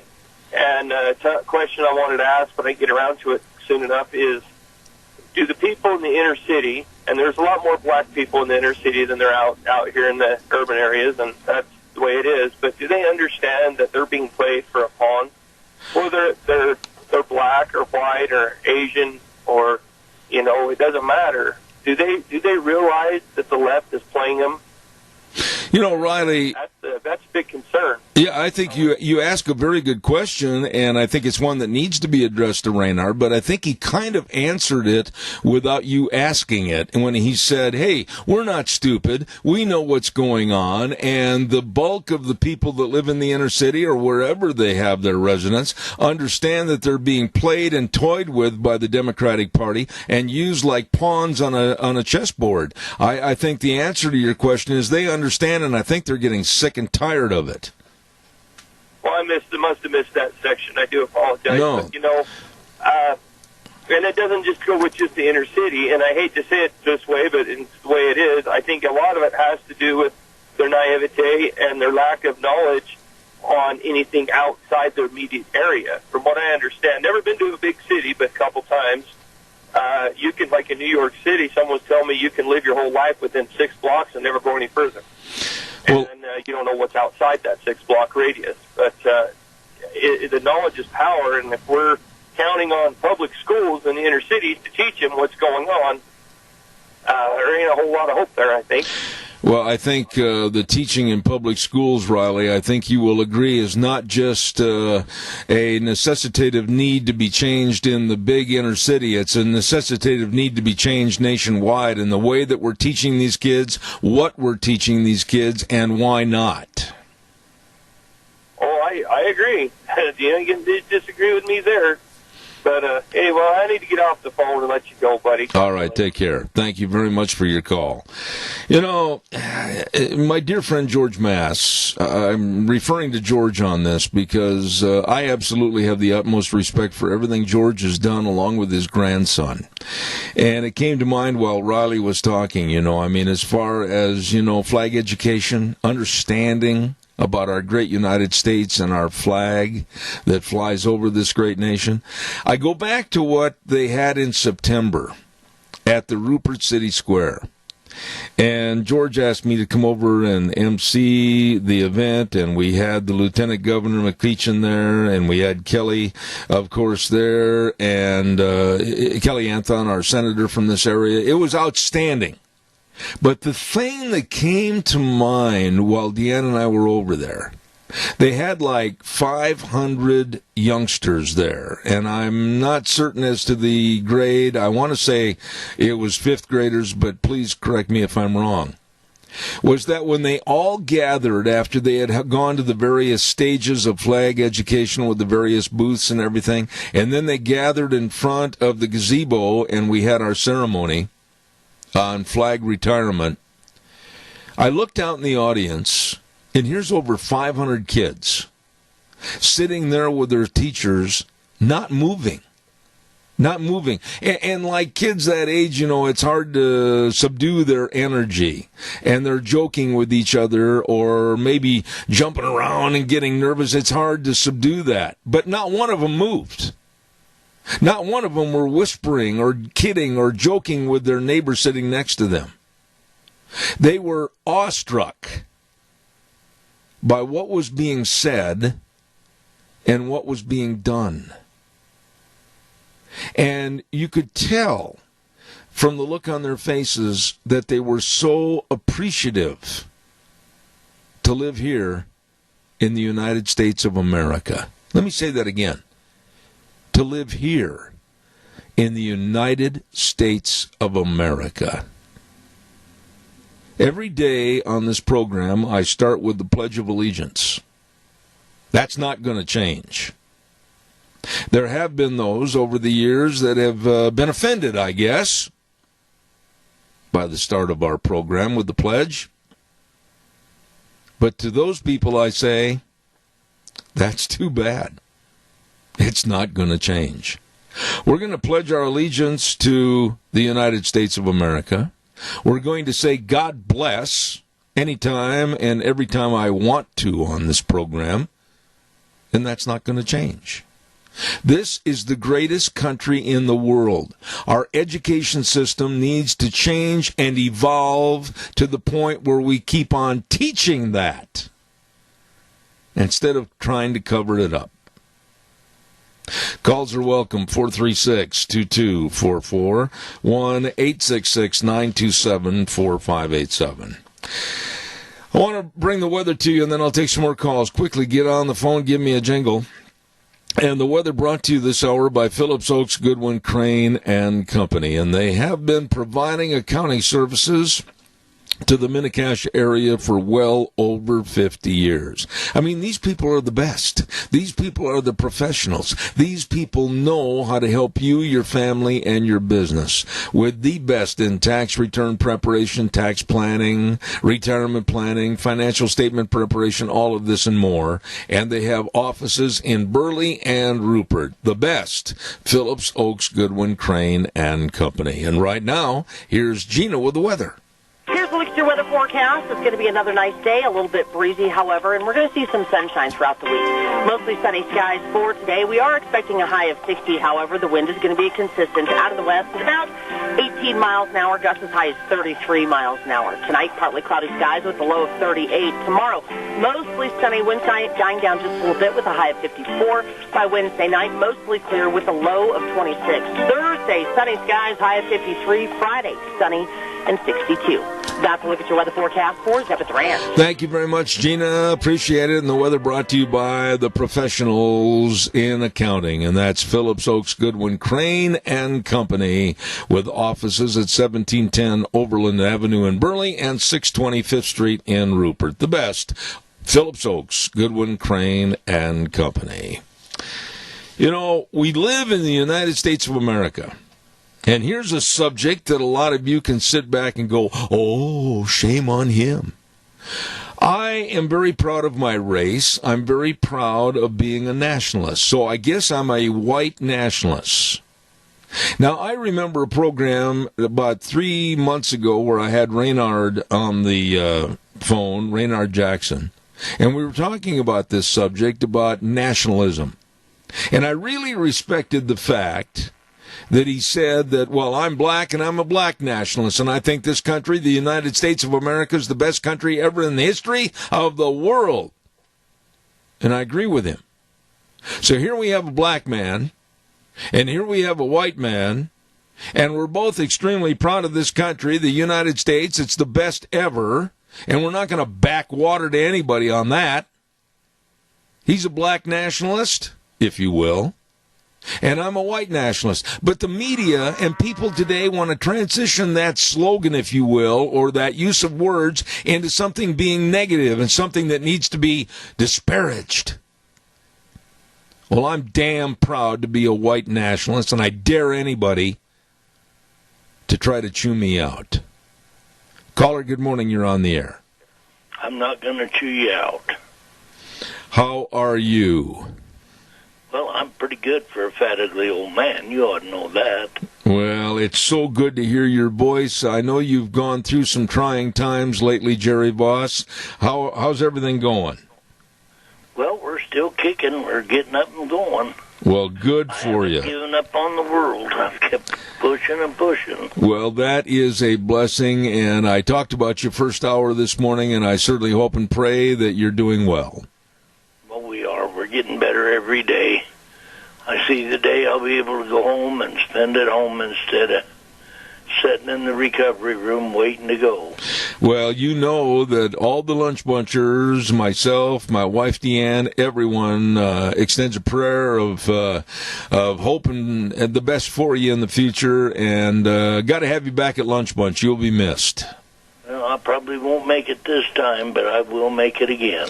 Well, I haven't given up on going yet. Well, I'll tell you what, Jerry, you just take care of yourself first and foremost, and I thank you for calling in because it just made my day. I know that you're doing better because I can tell by the sound of your voice. Oh, yeah, we're doing a lot better. You tell that darn chicken man he's going to wear that chicken suit this year to wash it. Okay. Well, Keith, unfortunately, is going in this morning. As a matter of fact, they're operating on him right now for eye surgery. He's not going to be there, but he told me to tell everybody that the chicken outfit will not be retired. Well, I'm sure it won't. He's kind of proud of that. He wears it all the time. All right. Well, Jerry, I appreciate your call. And again, it goes without saying, our thoughts and prayers are with you. You bet. You take care. You have a wonderful day, and may the Lord bless you and your whole audience. I appreciate it. Thank you, Jerry. Jerry Voss, and Jerry's had some health problems over the last couple of months, and I just can't tell you how much it means to me to have him call in this morning. He sounds a lot better than the last time I talked to him. You know, that Lunch Bunch with our Halloween costume contest is going to be this Thursday, day after tomorrow, and I urge everybody to have some fun. Come on, let your hair down a little bit. Wear a costume, be over there. We've got some prizes for the best costumes, and I'd like to thank Lee's Furniture, Floors and More. I'd like to thank Burley Physical Therapy and Rehabilitation. I'd like to thank Tires West, Les Schwab. Man, they jumped right in and said, you bet we'll help you. And I understand that Nick Greenwell from Burley PT is going to be there to speak to us on Thursday, so it's going to be a lot of fun. Don't miss it, 11:30 at Denny's Restaurant, America's Diner at 611 North Overland in Burley. Going to be there on Thursday. Want to also give you a great big shout out to our friends at Cameron and Siemens Insurance. When you think about life insurance, health insurance, retirement planning, employee benefits, you gotta think about the professionals that are really serving you, that are dedicated and devoted, and that's Cameron and Siemens Insurance. Highway 24 in Rupert. How do you make an appointment with these people? It is so easy. All you need to do is just call the number 436-4424. I'll say it again, 436-4424. Cameron and Siemens Insurance, Highway 24 in Rupert. By the way, quick question to Wheels. Wheels, have you done any more thought about your special Halloween costume for Thursday? I haven't. I'm still looking and doing a little bit more research, but we'll see. I have to try to get everything together. Well, now, your first idea, and I don't want to give it away, about a famous person that was here in southern Idaho about 35, 40 years ago, I think that's a good idea, and you need to devise something that can be battery-operated to create flames coming out of both wheels on your wheelchair. Yeah, I don't know. I'm still trying to figure that out. I've had that idea since, God, I can't remember. But, you know, it's one of those things where that's a good idea, too. I'm going to have to figure something out. I wish that you would have let me know this a long time ago, because I have some people that are involved in the dynamiting industry, and I'm sure that we could have helped you with some jet propulsion or something. Wow, that's an extreme job, you know, to be honest. And so that'd be, you know, if they did have something like that, that'd be gracious, because like I said, I have yet to figure out what I'm going to do. I'll tell you what, we could have really helped you out with a bang. I've got to run right now. It looks like we're going to take a little bit of CBS News, and then guess who just walked into the house? My goodness, he's been gone for over 2 weeks on the program, and he's back. And that's going to be Dr. History coming up right after the CBS News. Don't go away, anybody. We've still got another hour. Zeb at the Ranch. Wheels, take it away.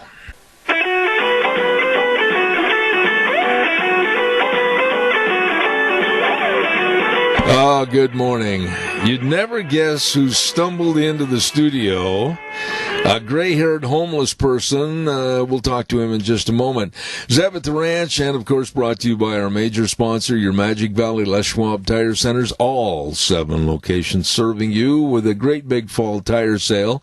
And of course other fantastic advertisers like Burley Physical Therapy and Rehabilitation at 1263 Bennett Avenue, Suite 2 in Burley, helping you get back to being you. Oh, and stay tuned. We've got big news about them coming up in the next day or so. And don't forget, too, Greystone Crossing, Independent Senior Living at 1221 21st Street in Hayburn. Seniors living the good life with friends. I know that Dr. History knows all about this place because there's campers here, camper shells there, camper shells over there, camper shells up on the roof over here. I mean, save on shells with camper shells all over the place at 1827 Overland in Burley. Anthony, I don't know how in the world you store everything and how you take care of everything and how you know where everything is. It's amazing. This is the Camper Shell Man, Anthony at Save on Shells. Quality service, low prices, and I really want to emphasize service. He takes care of you. Give him a call, 312-1525. 312-1525. Save on Shells, 1827 Overland in Burley.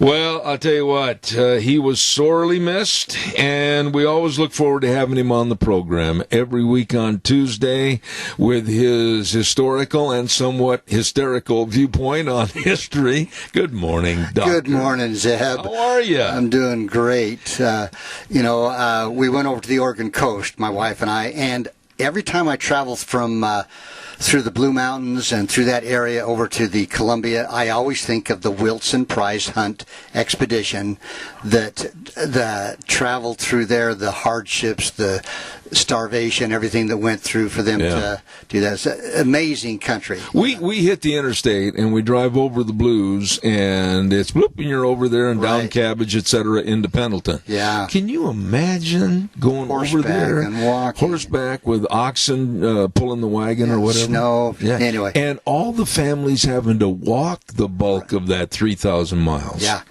Anyway, beautiful country over there. But anyway, so today we're going to talk about Calamity Jane. Really? Now, I want you to picture, there's a picture I can't show you because I don't have it with me, but there's a picture that shows her, her name is Martha Canary Burke, and she's posed in front of an exhibition of teepees and tents before a performance with the Indian Congress at the Pan American Exposition in Buffalo, New York. And that's in 1901, which is when she's along in years. Okay?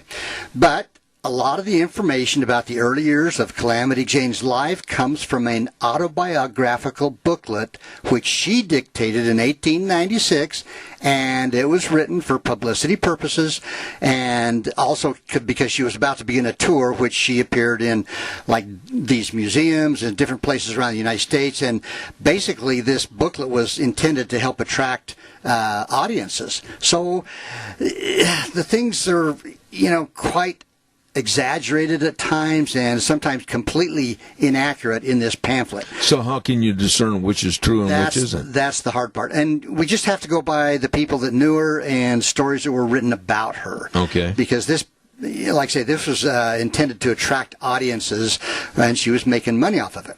Anyway, Calamity Jane was born May 1st, 1852, as Martha Jane Canary in Missouri. Her father was named Robert Wilson Canary, and he had a gambling problem. And her mother, Charlotte M. Canary, had spent time working as a prostitute. Jane was the oldest of 6 kids. She had 2 brothers and 3 sisters. So, her home life was not much to behold, Yeah, it sounds like it. Yeah. Well, in 1865, Robert and his family moved by wagon train from Missouri to Virginia City, Montana. And in 1866, a year later, Charlotte, the mother, died of pneumonia along the way in Blackfoot, Montana. Mm-hmm. So she's gone. Yeah. Now, after arriving in Virginia City in the spring of 1866, Robert took his 6 children, and they went on down to Salt Lake City. Well, they arrived in the summer, and Robert supposedly started farming on 40 acres of land, and the family had only been in Salt Lake for a year when he died in 1867. Now, he was a gambler. Right. Okay. He was a gambler. So at age 14, Martha Jane took charge of her 5 younger siblings. So she was the oldest. She loaded up their wagon once more and took the family to Fort Bridger, Wyoming Territory. At what age was she? 14. Can you imagine 14. Kids today at 14 taking charge? Yeah, with 5 younger kids. Wow. Wow. So they made it into Fort Bridger. They arrived in May of 1868, and from there they traveled on the Union Pacific Railroad to Piedmont, Wyoming. Mm-hmm. Now, in Piedmont, Jane took whatever job she could find to provide for her family. She worked as a dishwasher, a cook, a waitress, a dance hall girl, a nurse, an ox team driver, and finally in 1874 she claimed she found work as a scout at Fort Russell. Now, during that time, she also began her on and off employment as a prostitute at the Fort Laramie 3-Mile Hog Ranch, is what it was called. And she moved on to a rougher, mostly outdoor and adventuresome life on the Great Plains. She had a rough time. I mean, just think about it. And she's only like, at that time, 14, 15 years old. Yeah, 16, 17, getting in there. Wow. So. Anyway, Piedmont started as an end-of-the-tracks town by the Union Pacific Railroad. Cheyenne was the territorial capital of Wyoming, and by the time Jane arrived in the early 1870s, the territorial legislature in 1869 had actually, kind of ahead of the time, they granted suffrage to women so that they could vote, along with the right to hold office and serve on juries. Wasn't that at the same time one of your stories that we've talked about with the Johnson County War over there in Wyoming? You know, I'm not sure of the years exactly. Oh. I'm not quite sure. But you know what I'm referring to. Yeah. With the Tom Horn type thing. But it was also becoming a cowboy capital, okay, serving the cattle trails from Texas, pushing herds into the northern plains, and it had a military presence, and following the establishment establishment of Camp Carlin, which was later named Fort D.A. Russell, and I'm not exactly sure the history behind those. Anyway, Jane was involved in several campaigns in the long-running military conflicts with the Indians, and her claim was that, and I'm going to quote this, I'm going to read what she said about herself. Quote, "It was during this campaign in 1872-73 that I was christened Calamity Jane. It was on Goose Creek, Wyoming, where the town of Sheridan is now located. Captain Egan was in command of the post. We were ordered out to quell an uprising of the Indians and were out for several days. Had numerous skirmishes during which 6 of the soldiers were killed and several severely wounded. When on returning to the post, we were ambushed about 1.5 miles from our destination. When fired upon, Captain Egan was shot. I was riding in advance, and on hearing the firing, turned in my saddle and saw the captain reeling in his saddle as though about to fall. I turned my horse and galloped back with all haste to his side, got there in time to catch him as he was falling. I lifted him onto my horse in front of me and succeeded in getting him safely to the fort. Captain Egan, on recovering, laughingly said, 'I name you Calamity Jane, the heroine of the plains.' And she says, 'I have borne that name up to the present time.'" Now, I'm going to ask you some questions about her personally. Was she a large woman, small woman, whatever? You know, it really doesn't tell me, but from what I've gathered, she was not that big. So this story that she quotes is taken with a grain of salt. I see. Quite a bit, really. I see. Okay. So, like I say, it may be that she exaggerated this story or even completely made up the whole thing. Okay. Even during her lifetime, not everyone accepted her version as true. A popular belief is that she instead acquired this name because of warnings to men that to offend her or to get on her bad side was to court calamity. Well, that makes a lot of sense. It does. That makes more sense, really, that you didn't want to mess with her. So anyway, Cheyenne's a good place to start the life of Jane, Martha Canaria. But the Cheyenne Deadwood Trail came to quick prominence after men traveling with Lieutenant Colonel George A. Custer when they found gold in the Black Hills in 1874. And like others in the region at the time, Jane, Martha, traveled the first leg of its route from Cheyenne to Fort Laramie, and for a time she had worked 6 miles west of Fort Laramie at a road ranch. Now, she also worked at a ranch near Fort Fetterman, and Fort Fetterman was the one where the woodcutters had gone out and they were massacred. Right. That's a whole other story. Is there any more reference to her siblings after that? A little bit. I'll get to a little bit of that. Anyway, men along this rail line and in the military knew her as Calamity in the 1870s. She was at Fort Laramie in 1875 when the Black Hills Expedition was organized under the direction of a guy named Walter Jenney and Henry Newton. And that party was in charge of determining the quality and quantity of gold in the Black Hills. So they were trying to figure out, do we really want this all to be left to the Indians, or is this something we want to open up to miners? So anyway, when Calamity Jane first arrived in the Wyoming Territory capital of Cheyenne in 1870, the Union Pacific Railroad town had about 1,500 people and was known across the West as the Magic City of the Plains. And I'd never heard that before. I haven't either. But a member of the scientific party that explored the Black Hills in 1875 was a guy by the name of Valentine T. McGillicuddy. You just don't run into those names like that anymore today. Valentine T. McGillicuddy. Now, he first saw Jane wearing spurs, chaps, and a sombrero on May 20th, 1875, as she crossed the parade ground at Fort Laramie, when McGillicuddy, a surgeon who was also a map maker for this expedition, asked about the woman. And Colonel Henry Dodge identified her as, quote, the regimental mascot. who didn't know the meaning of the word morals. Uh-huh. I'm going to leave it at that. I noticed that you're kind of skirting the issue. Leaving that behind. Yes, I noticed that in a trail of dust. Yes. Anyway, so Jane pressed this McGillicuddy to put in a word on her behalf with Colonel Dodge to be allowed to accompany the expedition into the Black Hills. But the doctor declined. However, as he later wrote, when the march began, an, quote, unaccounted for young private trailed in the expedition's wake. Mm-hmm. In other words, there was somebody following. Oh. Okay. That, quote, private was soon identified as Calamity Jane. But she worked with civilian teamsters and retained her kind of shaky position with the expedition, having made quite an impression on most of the men. So she must have been, a pretty rough and ready, get stuff done type of person. Yeah. So, but one description of her on that trip came from the acting assistant surgeon, J.R. Lane, who provided an account published in the Chicago Tribune on June 19th, 1875. And here's what he said in the newspaper, quote, Calamity is dressed in a suit of soldier's blue and straddles a mule equal to any professional black snake swinger in the Army. Lane also wrote, Calamity also jumps upon a trooper's horse and rides along in the ranks and gives an officer a military salute with as much style as the first corporal in a crack company. Really? So, yeah, so she made an impression. Now, here's another guy. Thomas C. McMillan, writing for another newspaper called the Chicago Inter-Ocean.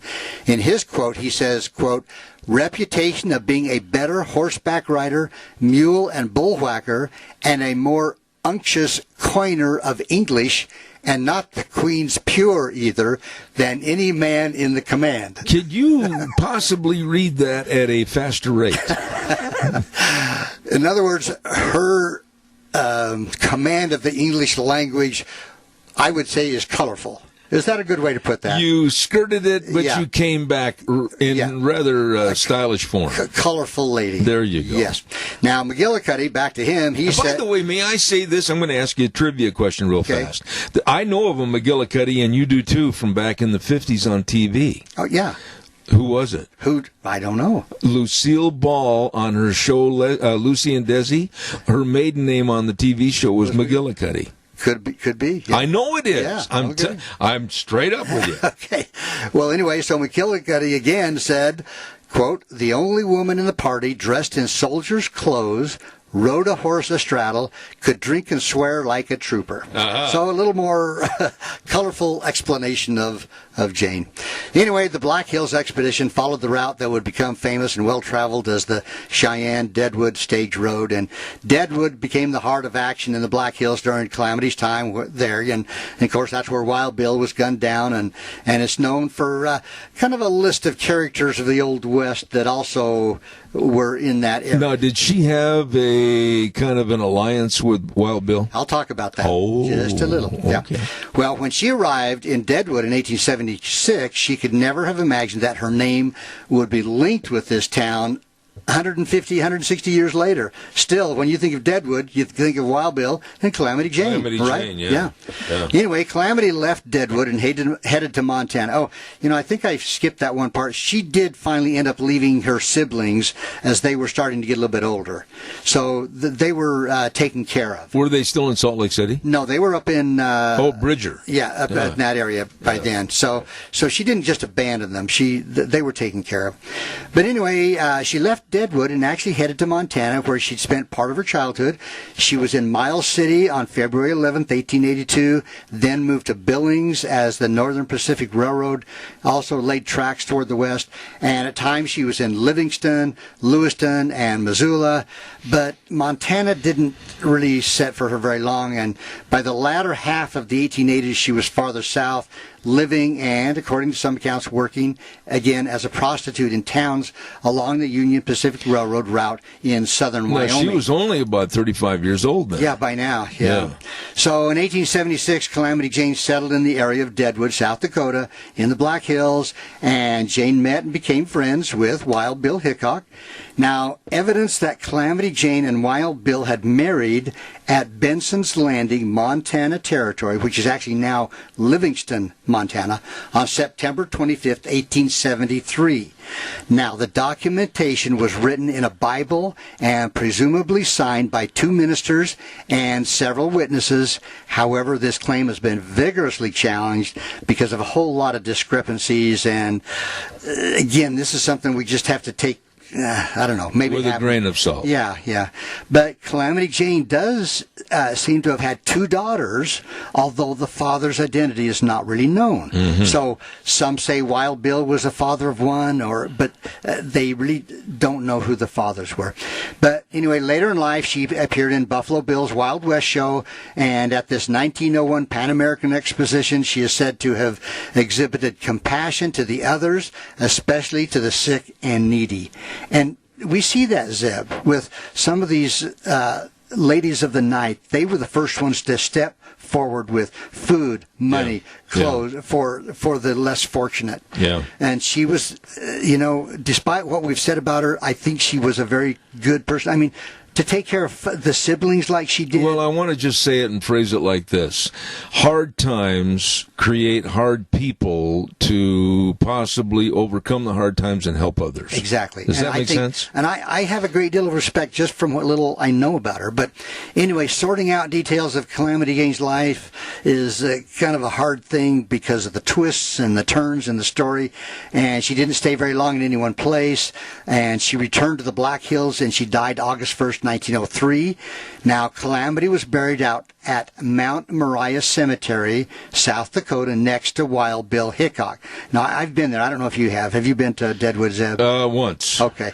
And we did go to the cemetery. But 4 of the men who planned her funeral later stated that Wild Bill Hickok had, quote, absolutely no use for Jane. So, really? Yeah, while he was alive. So they decided to play a little joke on him by giving her a resting place by his side. Uh-huh.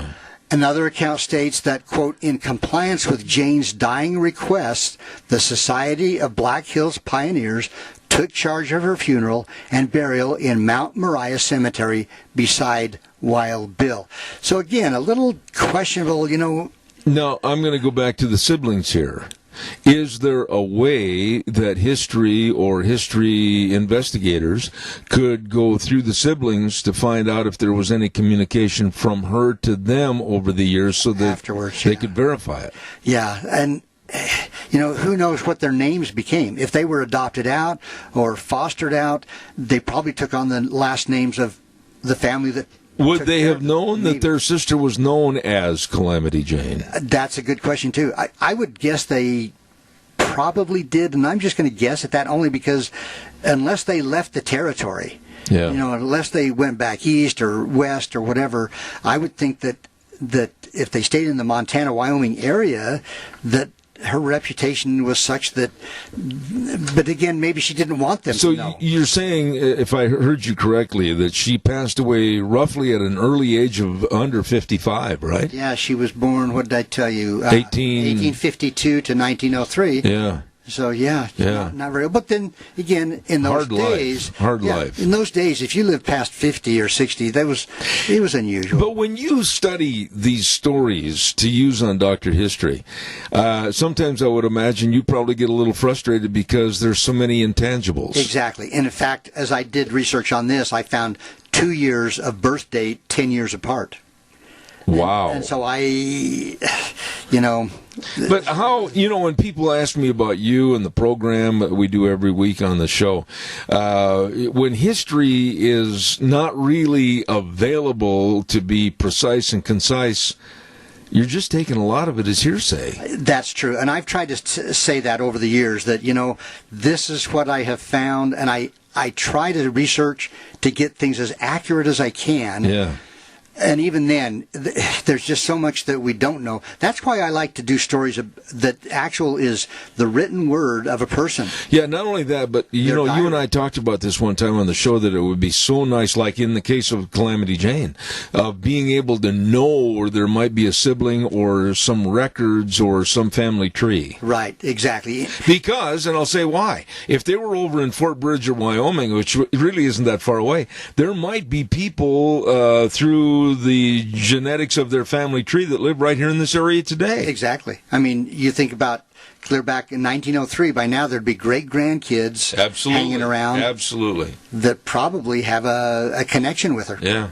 I'd love to be able to meet people like that. And I've always said, folks, go on my webpage, dr-history.com, and under comments, click on that and tell me if you know something, or, again, corrections. I don't claim to be an expert on this. I just like to tell the stories and try to get them as accurate as I can. No, but I mean, when I think about people that you might be sitting having lunch with somebody that might be related to Billy the Kid. Exactly. Seriously. Right. Yeah. And you, of course, with your background, you're probably related to the stagecoach robber Black Bart. Among others.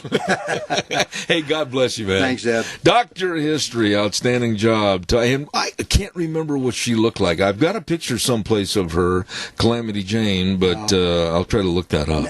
Real quick, Zeb, did you tell the people that we are invited to the Custer Battlefield next summer? No, but real fast, give us a quick synopsis. I'll give you about 30 seconds. I got to get this Lance in. Durrell, who took my place a couple of times, wrote a book called Dance with Death. Dance with Death. Great book on the Custer Battlefield with Miles Keogh. And he has invited Zeb and I to the celebration or the reenactment next summer at the Custer Battlefield. And we're thinking seriously about going. Yes. Absolutely. Thank you, Dr. History.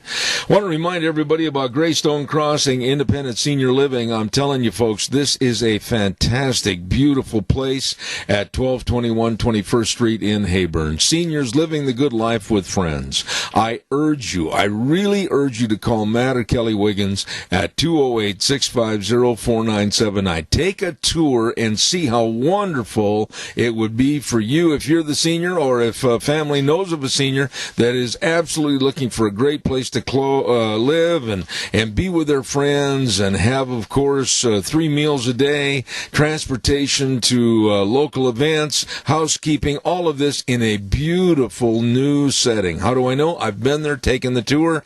It is phenomenal. Greystone Crossing Independent Senior Living, 1221 21st Street in Heyburn. Seniors living the good life with friends. We'll be back right after this and our next guest. And now back to Zeb at the Ranch on AM 1230 KBAR. To reach Zeb, call 436-2244 or toll free 1-866-927-4587. And now, here is Zeb Bell. Thank you very much and welcome back to our last half hour. A quick reminder, don't forget Lunch Bunch coming up on Thursday. Halloween costume contest. Going to be a lot of fun at Denny's, America's Diner. Want to also give a great big shout out and thank you to Patterson's, and they're located at 421 East Main in Burley. Curtis and Lorena, good morning to you. They are your electronic needs headquarters. I mean, really, they've got it all. Home theater systems, video surveillance cameras, very important for your home safety and security. Car stereos and speakers, they're the headquarters for all of that, along with all the complete sound systems. Televisions, holy smoly, they got them all. Samsung, Sony, Toshiba, LG TVs. They're open Monday through Saturday 9 to 6 at Patterson's. Great place for you with really nice people serving you. 421 East Main in Burley, Patterson, 678-6997. Right now we're going to go to the phone line, and this gentleman's been on our program in the past, and I have the utmost respect for his ability to convey to us how serious the Middle East is and what it might become. And I'd like to say good morning again to Lieutenant Colonel retired Sargis Sangari. Sir, how are you? Zeb, I'm doing good. It's good to be here again. Well, it's extremely my pleasure because of your knowledge and the way you convey it to us.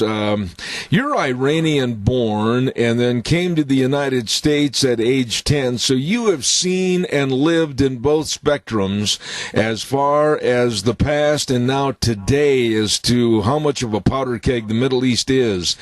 To start off our conversation this morning, sir, how bad of a situation are we living in right now? Is this a fuse that could ignite into a World War III? Everything that's happening in the Middle East today happened 50 years ago, happened 100 years ago, and will continue to happen for another 150 years. The reasoning behind it is because we'll never have democracy within the region, given the philosophy that superimposes itself on all the countries within the region. But what you will have, hopefully, and we've had in the past, has been functional democracies where we've been able to at least control the overwhelming wars that are currently feeding the entire globe when it comes to this type of an ideology. So this is just a reality. It's in today's terms, for bottom line up front, as we used to say in the military, it's somewhat of a shell game, and it's more along the economic lines of efforts for the various different countries that has anything to do when it comes to morality or what we believe should be the global focus for us to be able to get peace within that region. Lieutenant Colonel, let me ask you, though, as a caveat to my first question, today with the more accessibility to nuclear weapons and that fateful red button, isn't it more dangerous today with the game they might play in pushing that button? It is more dangerous, but these smaller wars are a way and a means by which we diffuse a larger war, where you allow individuals to kind of have their say at the local levels. It's almost like a child. Sometimes when they throw a tantrum, you kind of let it, throw that tantrum, get it out of their system. And if you don't allow that to happen with these smaller conflicts on the ground because of these backyard wars that are taking place, you could lead to a larger, more global war than you had expected in the past. Lieutenant Colonel, there's no one that I could have on my program that would be better to explain, and quite frankly, I'm very naive about what all the different tangents are over there with Turkey and Syria and Iran and the Kurds and the Trump pullout of our soldiers. Can you kind of tie that together for me and tell me where we are today? It's very simple. The decision that the current POTUS made was a decision that would have had to be made regardless of who the POTUS was going to be. So the POTUS just made the right decision. As far as the timing of the pullout is concerned, it didn't happen by magic overnight. The agreement that currently we're executing with the pullout of the U.S. forces was agreed upon almost a year ago. That means in that process, the Turks, the Americans, NATO, the Syrian government as it is constituted today, the Russians, the Iranians, even our allies, the Israelis, understood that this would be the only agreement we could achieve or reach.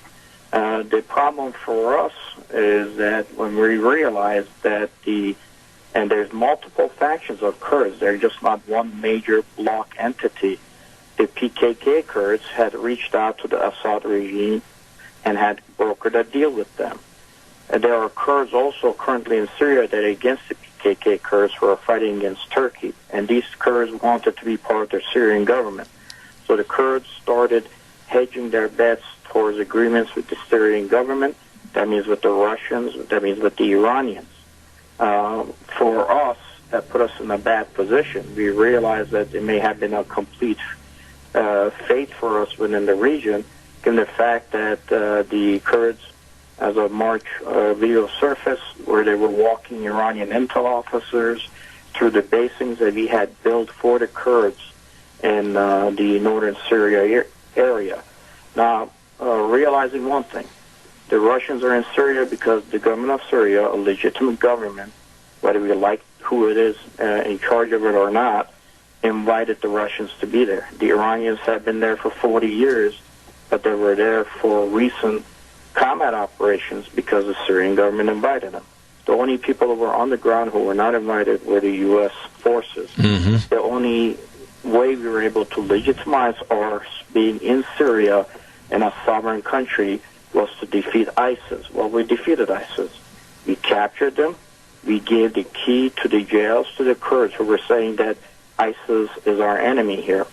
And in this process, as soon as we did that, we realized that the Kurds who were trying to set up their own regional government were taking our money, but they were making backdoor deals with the Russians and the Iranians. This would have left us in a position that for the U.S., we would have been there illegally to begin with in violations of the U.S. laws and charters. The only way we could have left there and ensured that the Iranians and the Syrian government and the Russians did not control the entire territory using our monies and dollars for us to lose out was to pull out, which we knew Turkey was itching to get into the fight. Right now, we changed the narrative by doing this.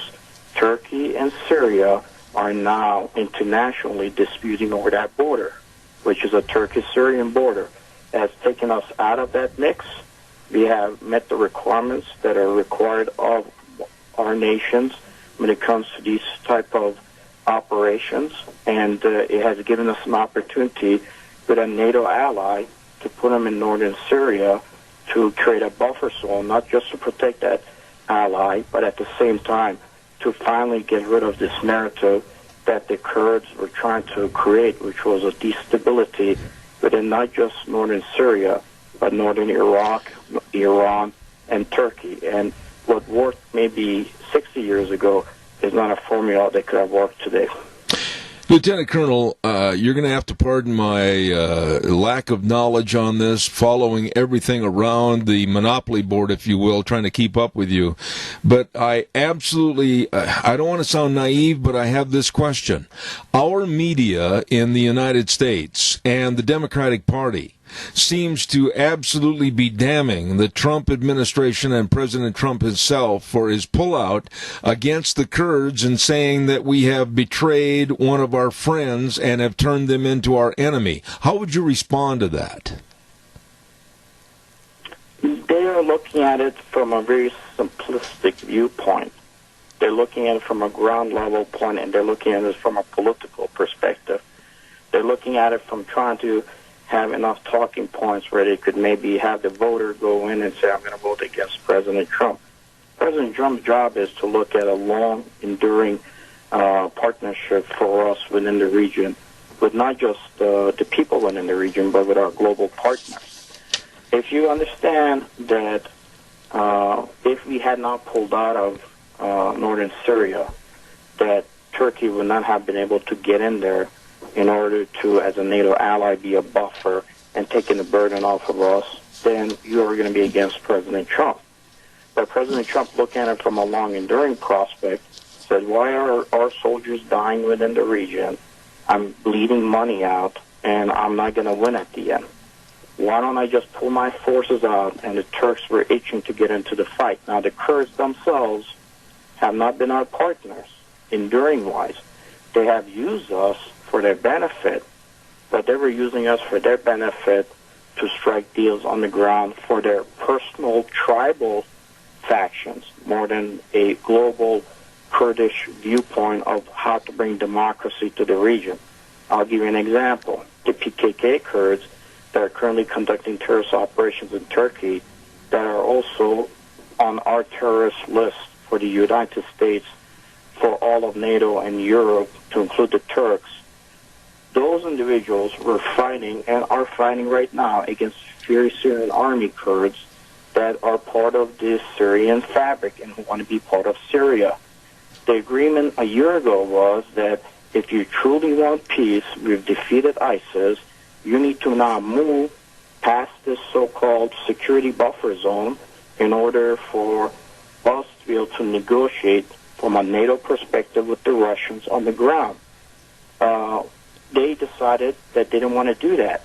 When we took out Abu Sayyaf with our Delta forces going back years ago, we realized that the same Kurds that were in March of this year walking the Iranians through the basins we created for them and we're actually pointing out the disposition of the U.S. forces on the ground, are the same ones that were moving ISIS oil through their territory into northern Iraq, which is Kurdish regional government area controlled, and we're selling that oil to the Turks for profit in order to be able to help their so-called factions.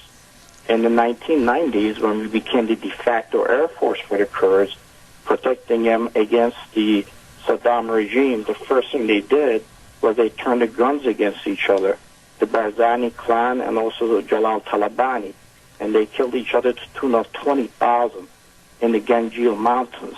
They have always been a burden to us. They have never been an enduring partner. During the genocide of the Syrian Christians and the Yazidis, the Kurds, who were under the control of the Barzani clan, picked up the weapons from the Christian Assyrians and Assyrian of a plane, and under the cover of night, after they disarmed their so-called allies, they took off to Erbil, allowing the Christian Assyrians to get massacred and slaughtered. Even if you go back to the operations that we did against ISIS in Iraq, going back to 2016, and even the American Enterprise Institute stated that when we went ahead and tried to support the Kurds, the first thing that the Kurdish leadership under KRG said was that defeating ISIS was a huge mistake, that we shouldn't defeat them at the same time that the Kurdish regional government was providing Corvette anti-tank missile technology to ISIS. Mm-hmm. This was a shell game by these tribal factions to just do nothing more than make money for their tribal leadership within the region. And I'm surprised that the Democrats and even the Republicans that are currently commenting on this pullout by the POTUS out of this fight have not understood that everything I'm talking about today is open source. I was briefed at the Department of State. There have been articles written about it. So I don't understand why they're being intellectually dishonest, or maybe they just don't know when they come to the table and attack the POTUS for the decision he made. One final thought, Lieutenant Colonel, and then I've got to run, and I could talk to you for another hour. You're extremely interesting. What about ISIS? I mean, my fear as a father, grandfather, citizen of the United States, is ISIS going to be a sleeping dog we thought was defeated and now show some resurgence? What's the status? ISIS is almost like a franchise today. Everybody has ISIS. Turkey has supplied ISIS as it's fought against ISIS. The Kurds have used ISIS to make money off of ISIS oil sales, as they have used it in a way to leverage us from an information operations campaign to stay there while they strike these deals and try to expand their footprint. And you could tell by the fact that we give the keys to ISIS cells to the Kurds, and they say that Turkey is more than ISIS is. That means that you had an agreement with them from the beginning. So if you're okay for them to be released amongst your populace, then don't tell me that you came out and you helped defeat something that may have been a creation of what you had supplied, even Hornet missiles to. So these are or Cornet missiles to. So these are the realities on the ground. It is a shell game to make money off of the United States. None of these characters on the ground really care about having peace within the region. Now the responsibility is on their shoulders, and if they truly are for peace, then they have to settle some of that on the battlefield, eventually come to the negotiation tables, and start moving towards a functional peace within the region. You're a fascinating man, and I have the utmost respect for you on this program. Lieutenant Colonel Sargis Sangare, retired United States Army Colonel, and I thank you, and I really mean thank you for coming on the program, and please know that I'll be calling you in the near future to have you back. Thank you, sir.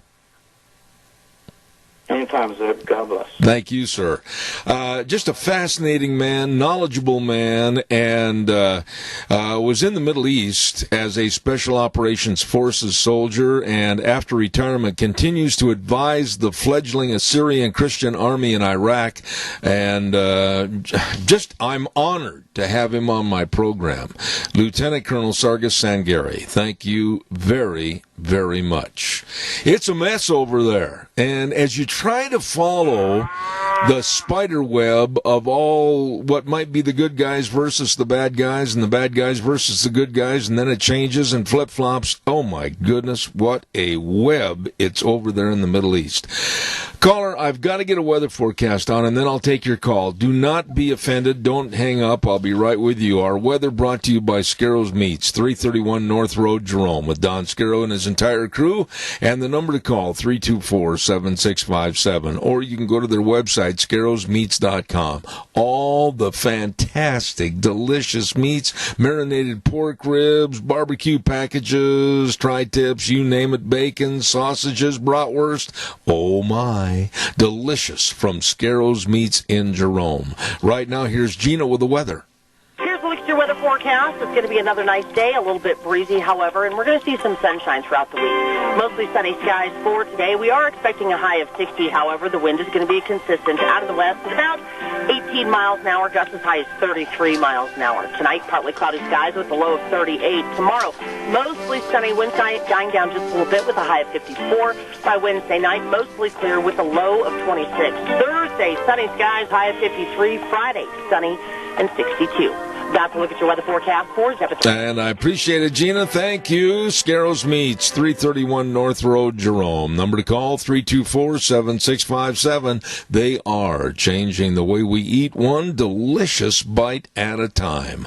Caller, I'm sorry to keep you waiting. Go ahead, please. Oh, that's fine, Zeb. I learned so much from that guy. He was very interesting. And, they ought to put him on the evening news or something. I mean, he knows what's going on. Well, he has. Crap they're telling us. He has been on various newscasts. I know he's been on Fox News and others.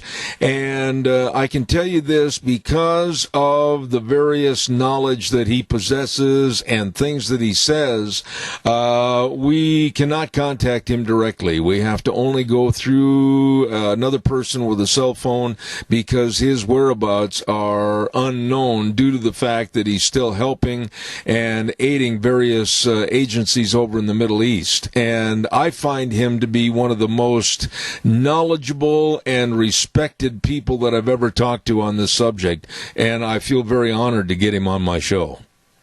Yeah, well, I hope his life is preserved. Well, thank you for your call. I appreciate it, sir. God bless you, man. Thanks. You bet. I tell you what, just a great individual, Lieutenant Colonel Sargis Sangari, and believe me, I'm very, very honored to have him come on my program. I want to remind you, too, about our friends at your Magic Valley Les Schwab Tire Centers, and all 7 locations are involved right now in a big fall tire sale. They've got all the tires, they've got all the tread designs, they've got all the sizes for your vehicles, your trailers, everything. Don't put it off. Don't say, well, maybe next week. I think you ought to get in there today. Absolutely. They've been doing the right thing since 1952. The best of people, too. These are the nicest, friendliest folks, and they care with the best of service. I mean, whether it's brake service, front-end alignment, shocks and struts, batteries, or, like I said, the huge fall tire sale going on, they are there to serve you at your Magic Valley Les Schwab Tire Centers. Lane and Rupert, Dave on Blue Lakes and Twin, Mike and Buell, Mike in Jerome, the Twist family in Paul, Daniel on Pole Line in Twin Falls, and Trent on Overland in Burley. The best. Your Magic Valley Les Schwab Tire Centers. I want to remind you again, pick out a costume, make a costume, whatever. Be it our Halloween costume contest on Thursday at Denny's Restaurant, America's Diner, 611 North Overland in Burley. We're going to have fun, and I really want to thank some of the prizes that we've got donated for the best costume are from Lee's Furniture, Floors and More, Burley Physical Therapy and Rehabilitation, and our dear friends at Tires West Les Schwab. Thank you so much. And, of course, at Being Lunch Bunch, we're going to have a lot of gift certificates to give away, too, from Walmart, Smith's Foods, Hanson Mortuary, Stokes Groceries, Doug Martin, and Denny's. Don't miss it. Be there at 11:30 on this Thursday, day after tomorrow, at Denny's Restaurant, America's Diner, at 611 North Overland in Burley. I'll look forward to seeing you there.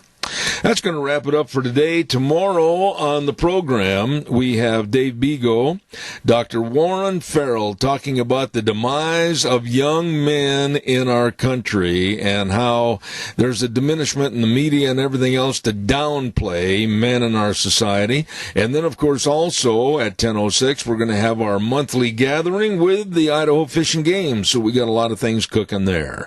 We always wrap up the program by saying the way things were or the way things ought to be, but the 4 words that mean the most to me and my family: in God we trust. We'll see you tomorrow morning right here at 8:06. Take care.